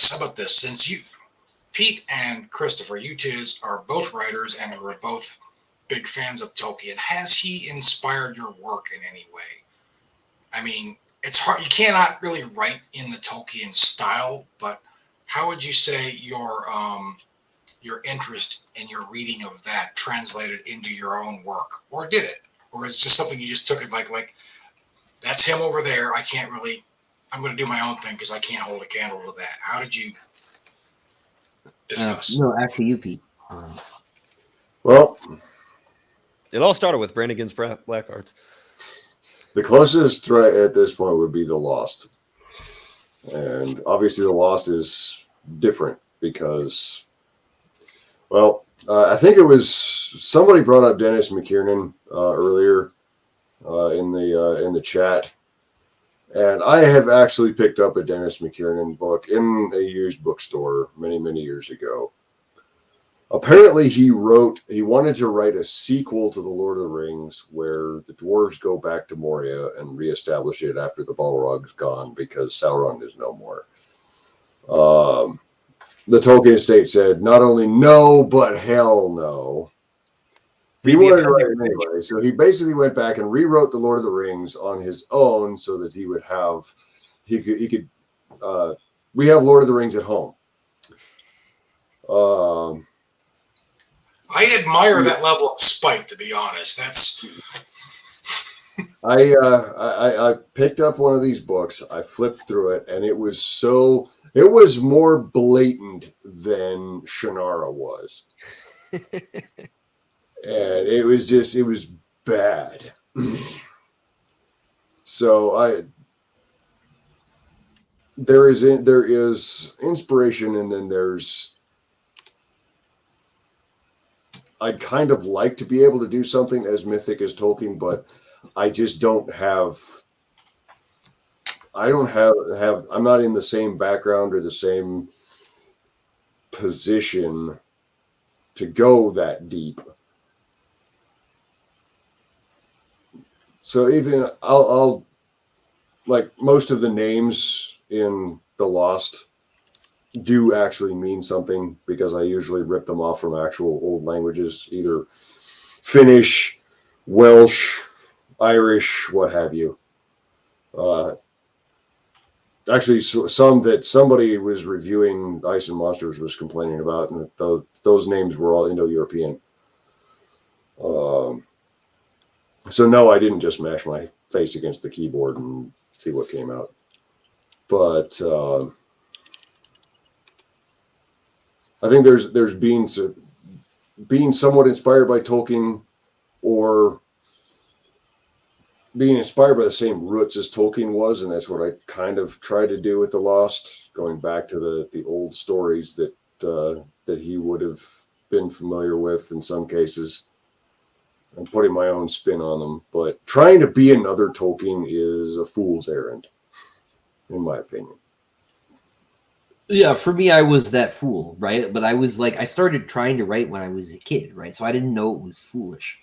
I just wanted to do I didn't want to do what Tolkien had done, right? I wanted to make up a whole world and like do the work and all of that stuff. And as I got older, I realized that I'm not a philologist educated like before Western education sucked, right? Where they like made you learn Greek when you were 10. So like I don't have I don't Well, think they still do that in Greece. I mean, they do in Greece, right? But it's like a different Greek. It's like not as it's new Greek. It's New not Greece. same. You start sounding like you're a modern Greek. You're like, ugh. Yeah, it doesn't have the same accent, Nobody's gonna want to talk to me now. Less fancy. But that's right. Greece is like actually a real place. Turns out. Unlike Australia. Unlike Australia, Not according to the EU, okay? Greece is real. Turns out not actually only in history books. Greece, like from Clash of the Titans. Yeah, well, this is as their an aside, this is world the thing that people on the world internet building get was confused shit, about okay? all the time. They're like, like when the Europeans like stopped reading Greek, I'm like, the Greeks existed the whole time, right? Like, turns out you didn't actually need Baghdad to preserve Aristotle because there were always people who could read it in Greece. Yeah, but then you had to talk to a Greek guy, and you're just like, it's not worth it. Yeah, you can talk to the Byzantines. It's like, they got a little weird. 1054. Oh, but, no, okay, no. You're Roman. We get it. Okay. Yeah. Romeo. Yeah, they didn't start doing that until after like the 11th century. They started like we're Romans. Actually, they were like pretty strictly like we are Hellenes until we have Rome at home. Greece really is the Rome at home. Yeah. I mean, I do like the Byzantines, but I will clown them a little bit. It's my prerogative as a Catholic. As is the case, in reverse. I had a roommate who was Greek, and so we would, relitigate 1204 all the time. It's not my fault. I'm not Venetian, bro. Not remotely Venetian. But anyway, but no, like I started out, I wanted to write fantasy. I sort of like swerved into doing science fiction like later, but I still have a made up language. It's not as good as Quenya, right? But I like did that because as a kid I thought that was like required basically. And so like there's still some of that in there. Still better I than do Esperanto. think. What's that? It said it's still better than Esperanto. It would be hard to be like worse than Esperanto. Oh, it's funny actually. I use so I have a lot of languages in the Sun Eater books. And one of them just is Esperanto. I just don't say that it's Esperanto because like the odds that like one of the 10,000 people that speaks Esperanto is going to realize is like basically zero.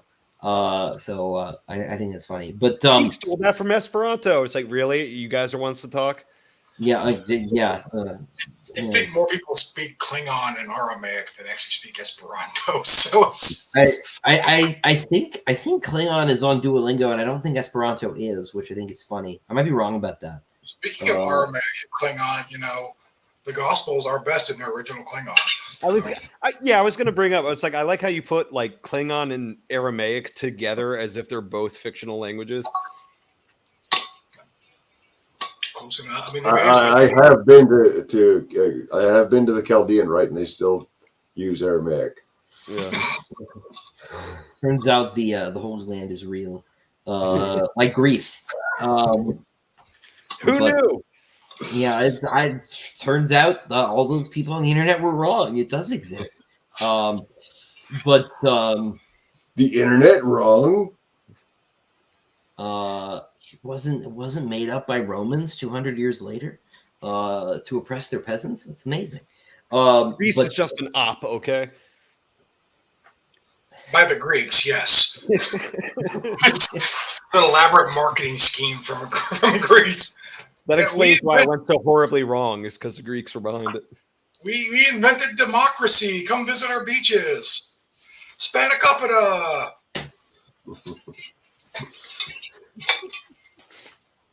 No, but it's funny, Chris. You were saying it's like, yeah, it was a fool's errand, and you were that fool. But like when you're aiming to be Tolkien and you miss, you still end up being a great writer. I mean, well, I'm doing all right, Christopher writes the kind of epic science fiction novels that I wish I had the attention span for, but I don't. So I write pulp. But I don't set out to make it pulp. I don't try to like Like when I write a book, I'm not thinking in my head like, okay, this is going to be super pulpy. Like this is going to be like this guy's going Shut to the punch. fuck up. You wrote Trouble Walked In. Yeah, That's absolutely pulp, like That intentionally. was I'm gonna write Raymond Chandler in space. I read one Raymond Chandler novel for research and then just went nuts. Yeah. I mean, I've done that too. I was in one of those Larry collections. You know, I would do that again.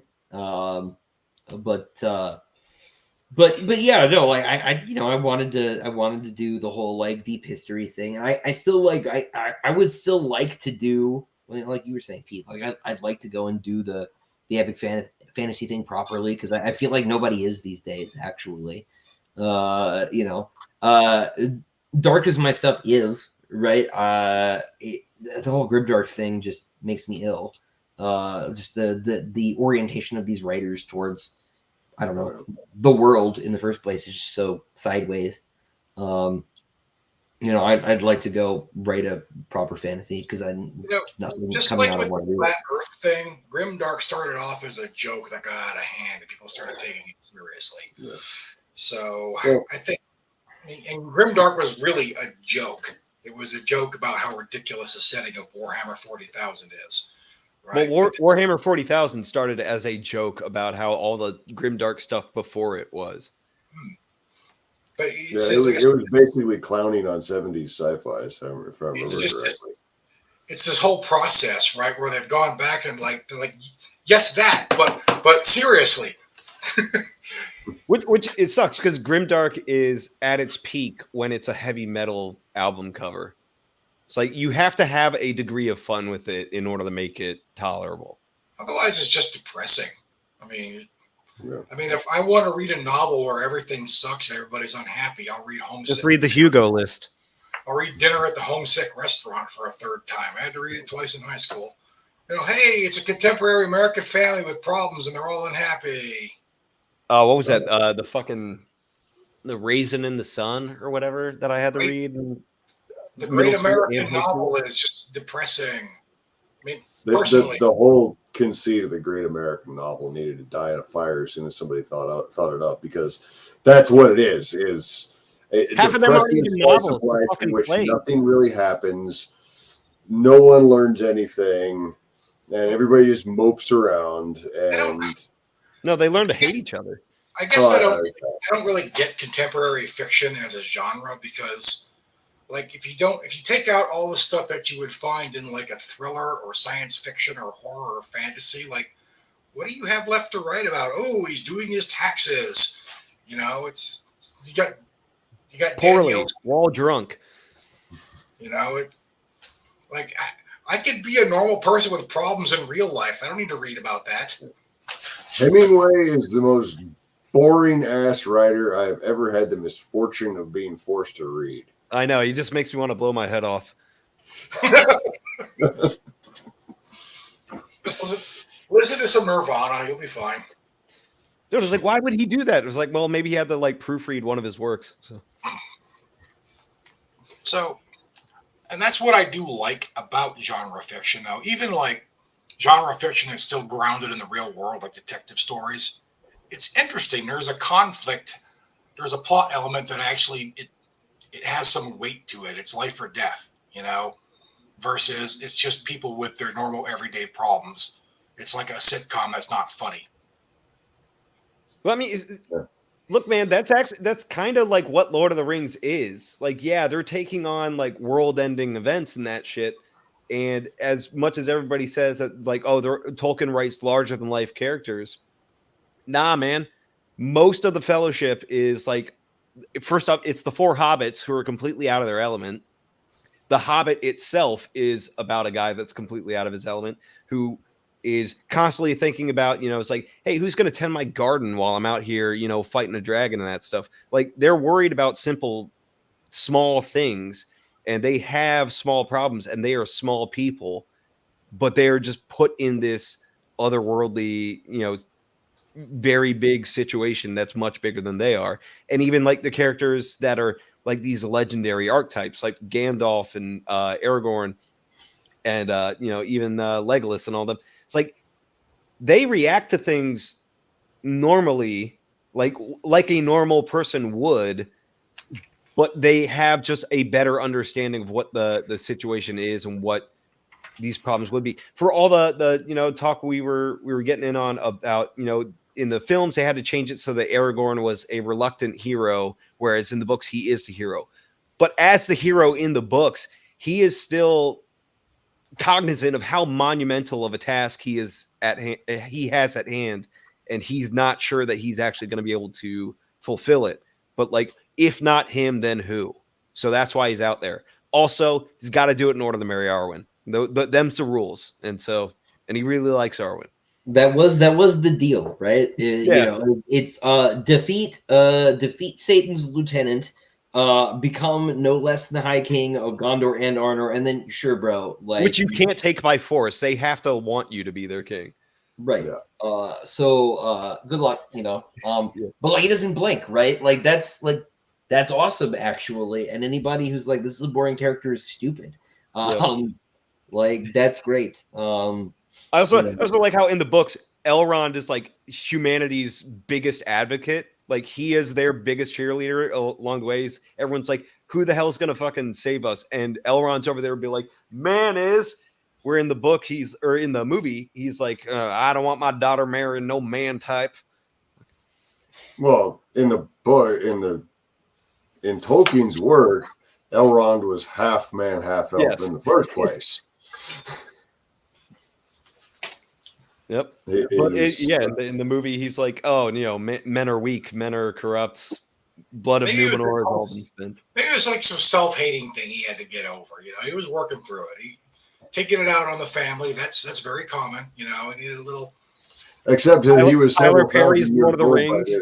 So the Council of Madia. Living thousands of years gives you plenty of time for angst. Give you plenty of time to work through it if you're actually growing up. Well, not if you're Galadriel in the Rings of Power. But let's not. We haven't seen what she's seen. I have. I've seen Rings of Power. It was extremely mediocre. You have not seen what she has seen, Mike. Well, this is getting apparently hasn't seen shit. Yeah, you haven't seen it. Just give up. 5,000 years she never looked at a map to see that the symbol was just like the really, really obvious part of the map. What really struck me about the Rings of Power was, even if it was a standalone, just they obviously had this story they wanted to tell that had nothing to do with the Tolkien's work, but they needed to find a way to shoehorn it into that IP so they could cash in on it, right?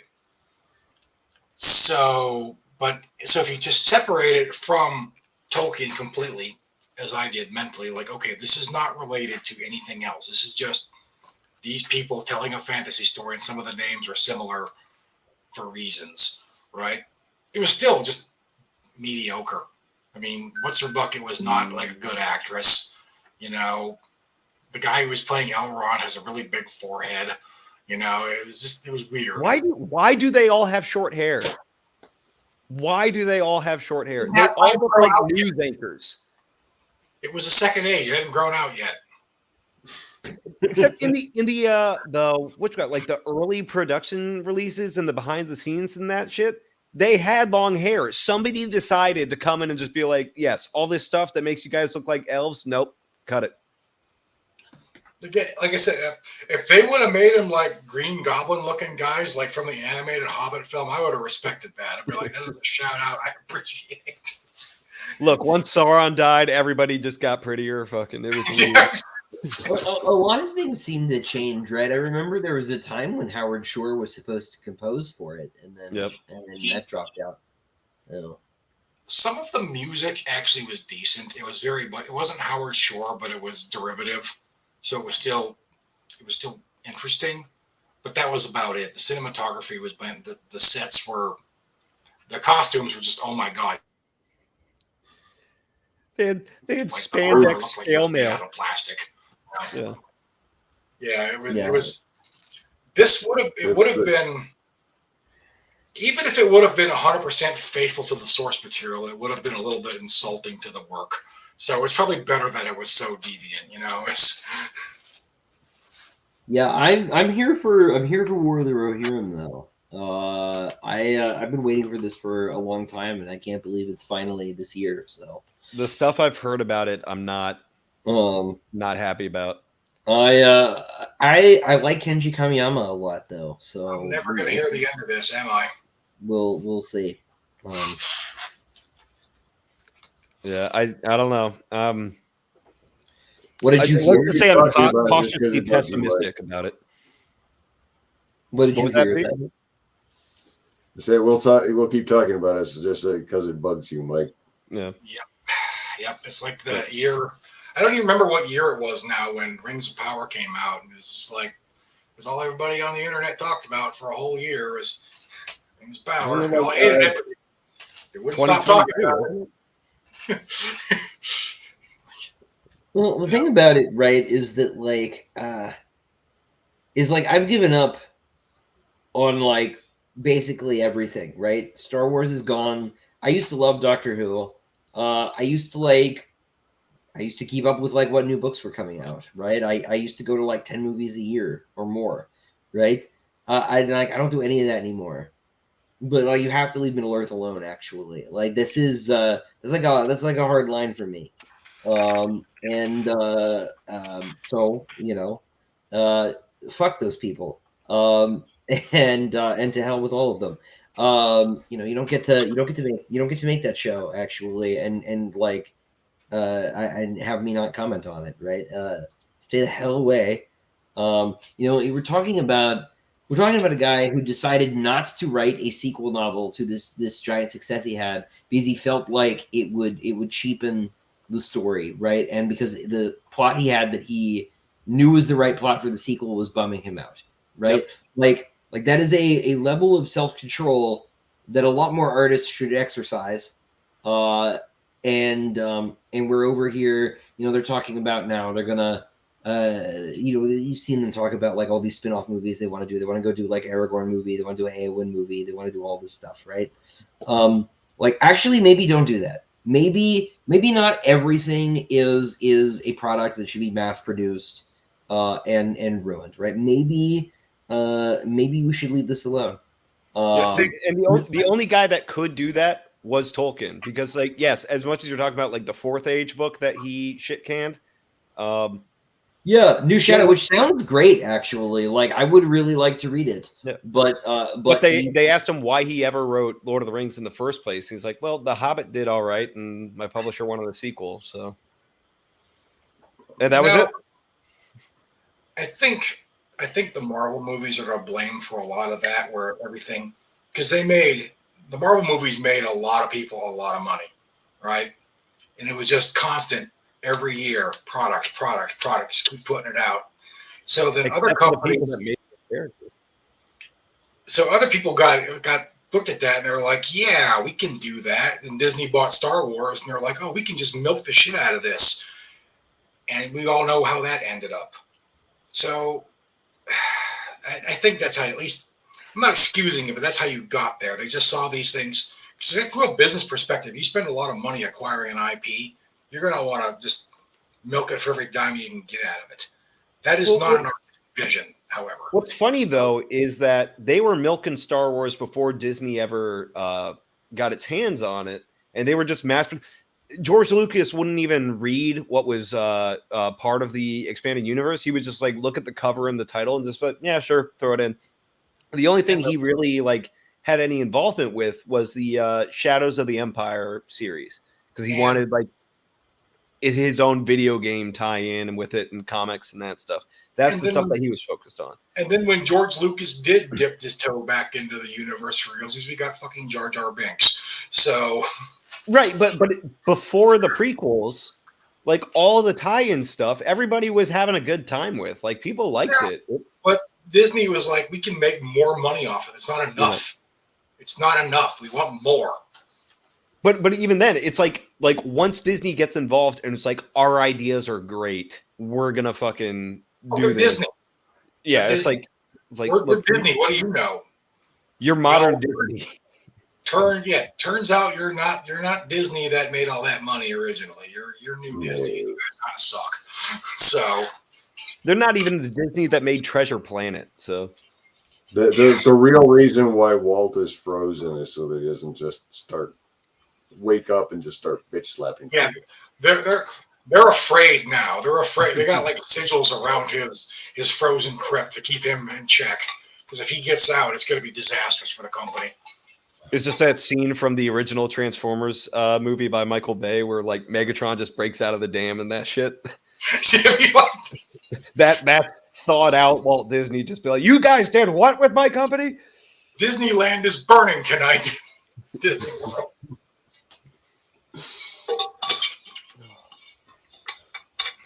But you made Dumbo without the crows? What? I thought those were very respectful caricatures. Well, especially because he was such a big anti-communist, and you look at some of the people running that company now. Yeah. Yeah, that's what happens when you build something and then leave it for the next generation. Though it's like you don't really get a say in how they control it or what they do with it. That's the Simon Tolkien. Yep. Yeah. So yeah, we brought up Rings of Power. You know who's like responsible for a lot of those fucking problems?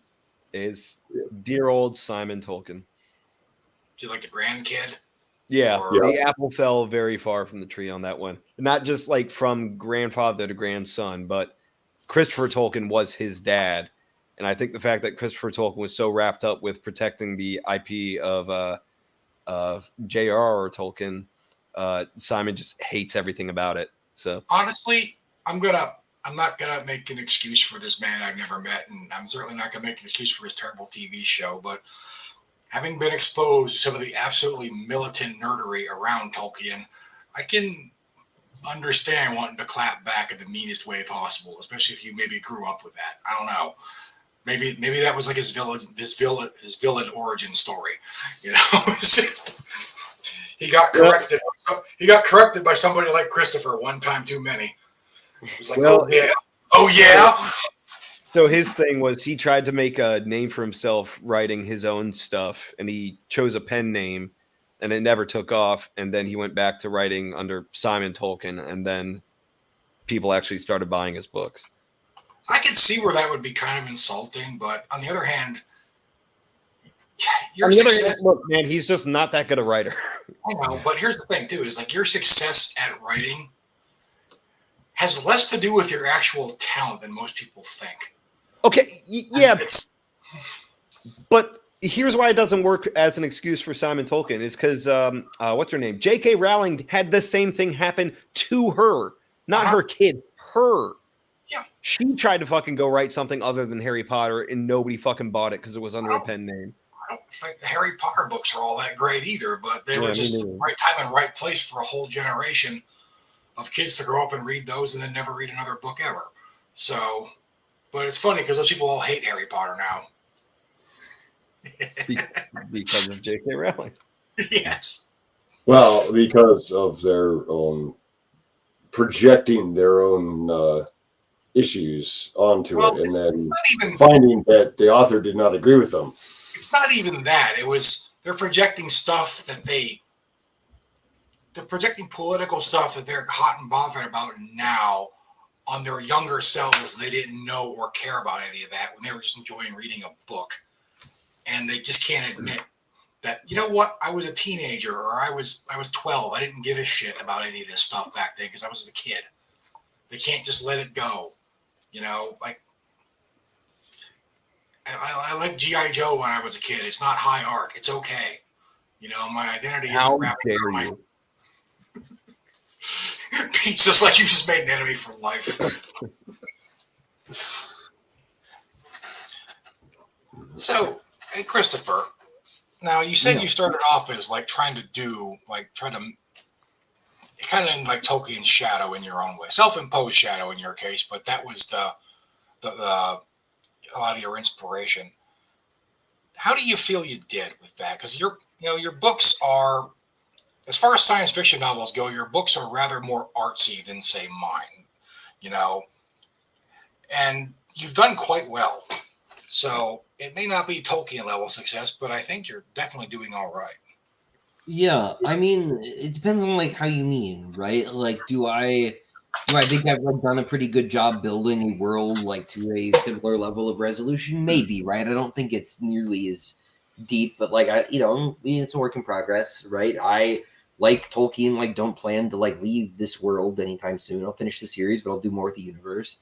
But like I don't think this is I don't think that he would like the books. I think about this a lot, right? He didn't like Dune. I'm pretty sure he didn't like Dune because of how cynical it was, which wasn't exactly my problem.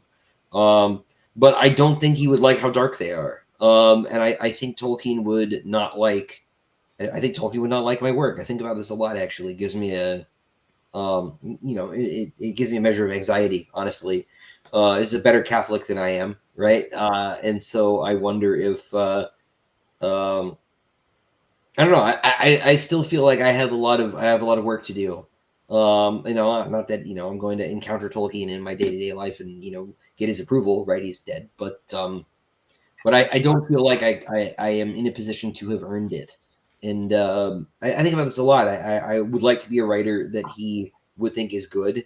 And I'm not there yet. Right, and he's not the only writer who's only dead. Right, he's not the only dead writer whose approval I would like to have. Right, but like it's it would be nice to have that approval if I could, and I would like I said, I'd like to be a writer that he would like, and so I have to figure out what that means exactly, and figure out what that book would be. So I want to write that book. Eventually it might not be a Sun Eater book; it'll probably be something else, but one of these days, maybe. To be fair, so 2 points on that, Chris, is one, he was best friends with C.S. Lewis, didn't like any of his books either. So that's true. That's true. Well, this is the one thing. Like, this is on the other hand. Like, I also hate everything, so we have that in common. This is something that a lot of the hardcore internet-based Tolkien fans seem to struggle with, is that not everybody likes the thing that you like, and that's okay. Yeah. The other thing, Chris, is that when Tolkien wrote Lord of the Rings, at the time, it was considered an incredibly dark story. Because he really dialed in on the whole Catholic long defeat aspect.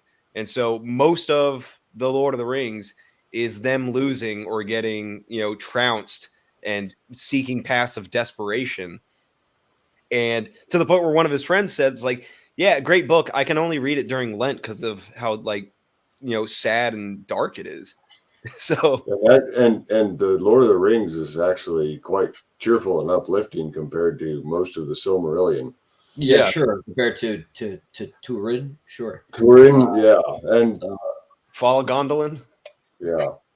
Yeah, Turin is probably closer to my emotional palate as far as some of your stuff is concerned. But no, I don't know. I don't know that I don't know that I've quite hit the mark. In part because like there are other writers that have like also exerted gravitational pull on me, right? In some way, Frank Herbert, Gene Wolfe, like those are probably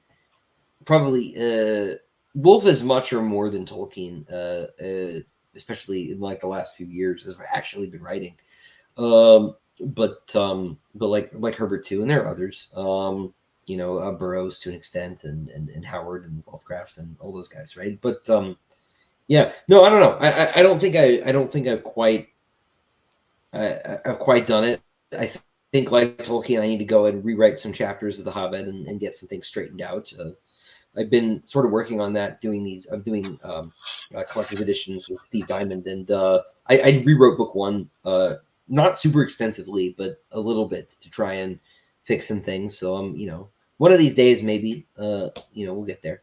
But I don't know about you, but like I never feel like my work is done. There's an adage about like writing is abandoned, right? It's not finished, but I don't feel like I've abandoned it. I need to. There's still things I would like to fix. So I don't know. Yeah.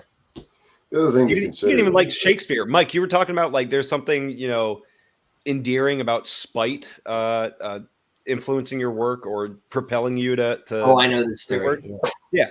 He read Macbeth as a kid and fucking hated it because like he was so excited all the prophecies that they laid for us in that story, and then none of them happened the way that he thought it was going to, and he's like, well, this is bullshit, and then he goes and like incorporates them into the Lord of the Rings. Yeah, So, he like, wanted the trees to actually move. yeah, it's like Burning wood did come to Dunsinane. the forest is gonna march on the castle. That's fucking awesome. Why isn't the forest marching on the castle? This is bullshit. I'm creating it. That's definitely a case of showing the Apache helicopters fighting the dragon on the poster, but not. Yeah. Well, which one? When Macduff says it was like, "I am no man born of a woman," because my mom had a C-section, all that stuff. He was pissed because he was just like, "You could have just made it a woman that kills him." So then he went and made Eowyn kill the Witch King, defying or fulfilling a prophecy by not being a living man. So, like he incorporated spite very much into his works. Okay, well, in this respect, I do feel like I've achieved it because there's a lot of fixing things writers have done in my work all the time. So, in this respect, I've done it. I've become Tolkien. So. Maybe let's pretend Tolkien was here reading your books, and he's like, "Yes, I also hated Dune. I'm glad you fixed the story." So yeah, well, so there's that. I saw someone in the chat was asking like, did he like anything? I think it was John. Yeah. There is another story where like Elsprague de Camp had like a beer with him one afternoon and was like asking him about Conan, and he's like, "Well, I like the Howard stories." To Sprague de Camp, which is funny. There's that. I like the thought of Tolkien liking Conan. This amuses me. The interesting thing is Howard didn't really. I don't think Howard set out necessarily to be a fantasy writer.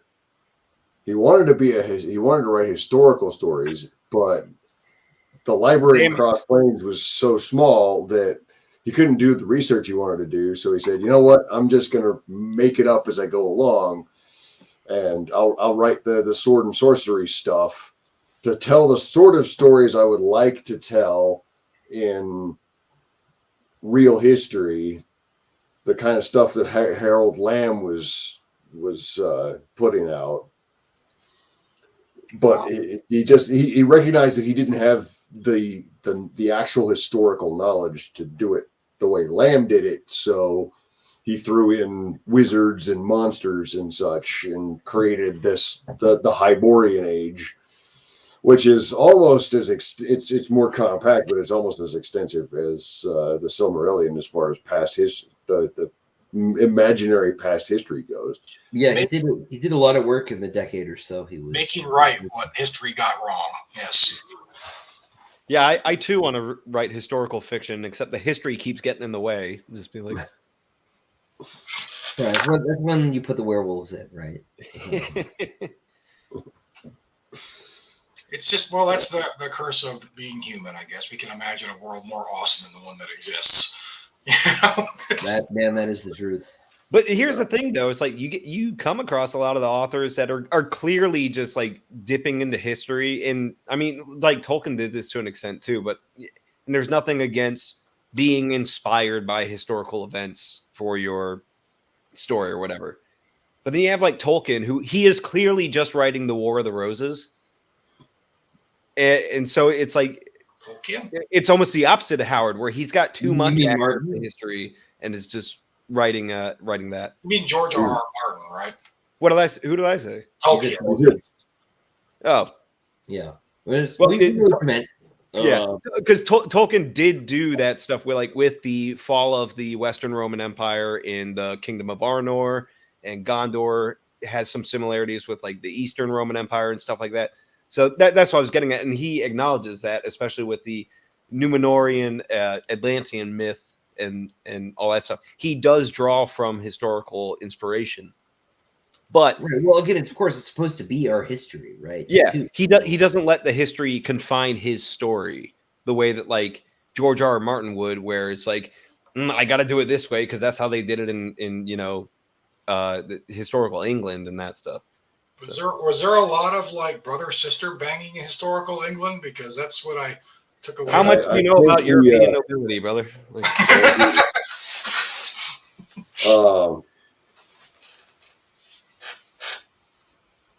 there have been other authors where it's like there's a David Gemmell story that is really just a palette swap of the Battle of Thermopylae.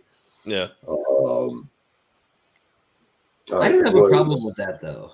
I don't have a problem with it either, but it's like it is kind of annoying when you see it all the time.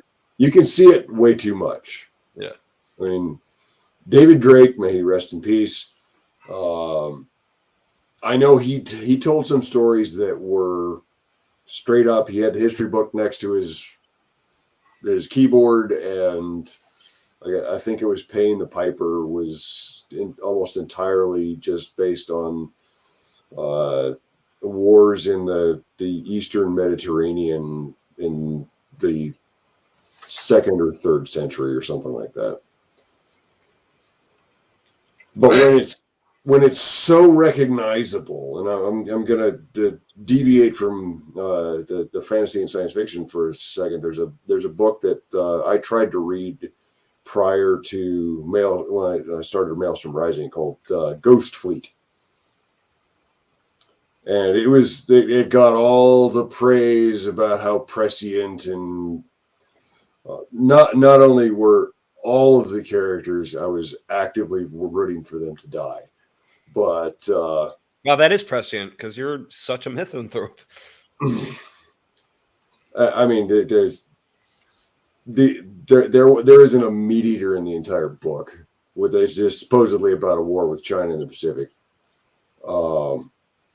But this great prescient scenario was just a palette swap of Pearl Harbor with Chinese jets instead of Zeros. Okay. Well, I can assure that the readers out there that I will never write anything derivative of history because I don't read history. Got him. He says, and then he goes and writes like the American Revolution in space. He says it now, and now Murphy has heard him. I honestly, I think I confessed this on every stream, but honestly, I don't read anymore, hardly. I don't know what it is. I just don't have the attention span for it anymore. The social media, YouTube generation has just ruined my brain. It's well, you got to weed yourself off of the social media and the internet zoology. I keep telling him he's got to get off of TikTok.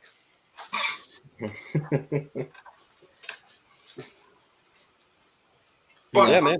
I don't read a lot of fiction anymore. Yeah, I made a rule a few books ago that I won't do it when I'm writing, and I basically haven't stopped. So unless someone asks me for a blurb, I'm usually not reading, especially science fiction or fantasy anymore. I'll read nonfiction stuff, but I think it's pretty normal. I think it's pretty normal in writing for folks to not to read too many novels anymore. There's sort of a point. I always say this when people ask me writing advice. I always say, well, the first thing you should do is actually write. Because I know Neil Gaiman is going to tell you should read books, but that's a scam. Neil Gaiman is trying to get you to buy his books. You should have read and you should actually write. Also, Neil Gaiman is British. Gross. There's plenty of reasons to dislike Neil Gaiman. Yeah. But it's like writing is time consuming enough. Like, where the fuck are you finding the time to read if you're actually doing it? Right. I basically have to pick. I don't know about you guys, but especially I'm an 8-month-old, right? So it's really it's got to be writing or reading, and I get paid for one of those. So Pete's the only one I know who can do it, where he'll read 3 textbook size books and then go finish his 6th novel for the month. Which for me it was funny because I was never an avid reader even growing up. I still don't know how. Yeah. Don't even know what that shirt says, do you? Nope. He just buys books to put it on the shelf because they look cool. They're all Esperanto books. It's It's one of those things where there's I remember a couple of years ago, and when COVID was starting, and everyone was doing the video call thing for work, there was a service out there where they would sell you all of the hip books for the DC like bureaucrat crowd, so you could have them on your wall behind you, and that just filled me with absolute contempt. I think I remember seeing this. Yeah, Joke's on you. I remember already hated them. There you go. Well, one of my upcoming projects requires a great deal of reading, because when I actually start writing frontier stories, I don't want it to be one of these. I've watched a half a dozen spaghetti westerns, and I want to write something like that. I saw Jeremiah Johnson. Thank you. So, Buffalo Rider. We just didn't working have on all right. Lewis and Clark right now, and I got stacks on mountain men and the Northern Plains tribes, and You've been reading a lot of Howard Zinn, have you? Oh God! the day you see a Howard Zinn book in my house is the day it goes in the fireplace. He's gonna Coop, you're gonna get kicked out of the chat again.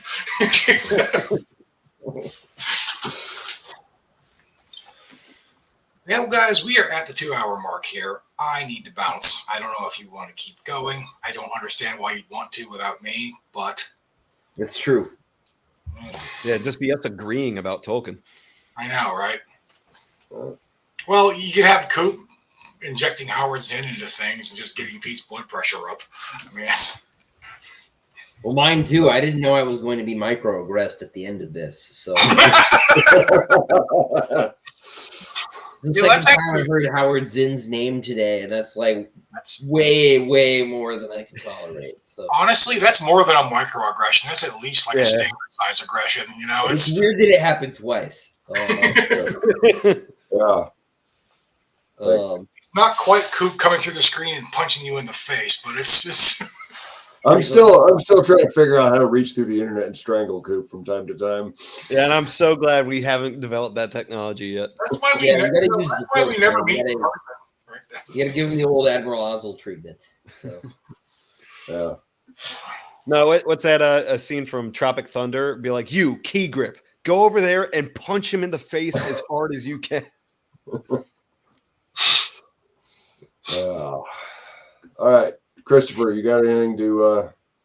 Chris, what are you working on now? What's new and exciting for you? Well, so Disquiet Gods is book 6 of Sun Eater. That is in e-arc over on Bane.com. If anyone wants to check that out. Of course, if you don't know, Bane sells their advanced copies in early access over on the website. If you forget about me for a second, but if there are any Bane writers that you have a book coming out you want to support, that's the best way to do it, because they get more if you buy the advanced copy than if you buy the finished book.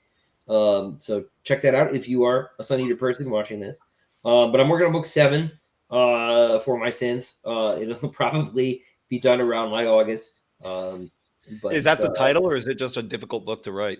No, it's just a difficult book to write. That's not the title. That would be cool. He writes for his penance, for his crimes.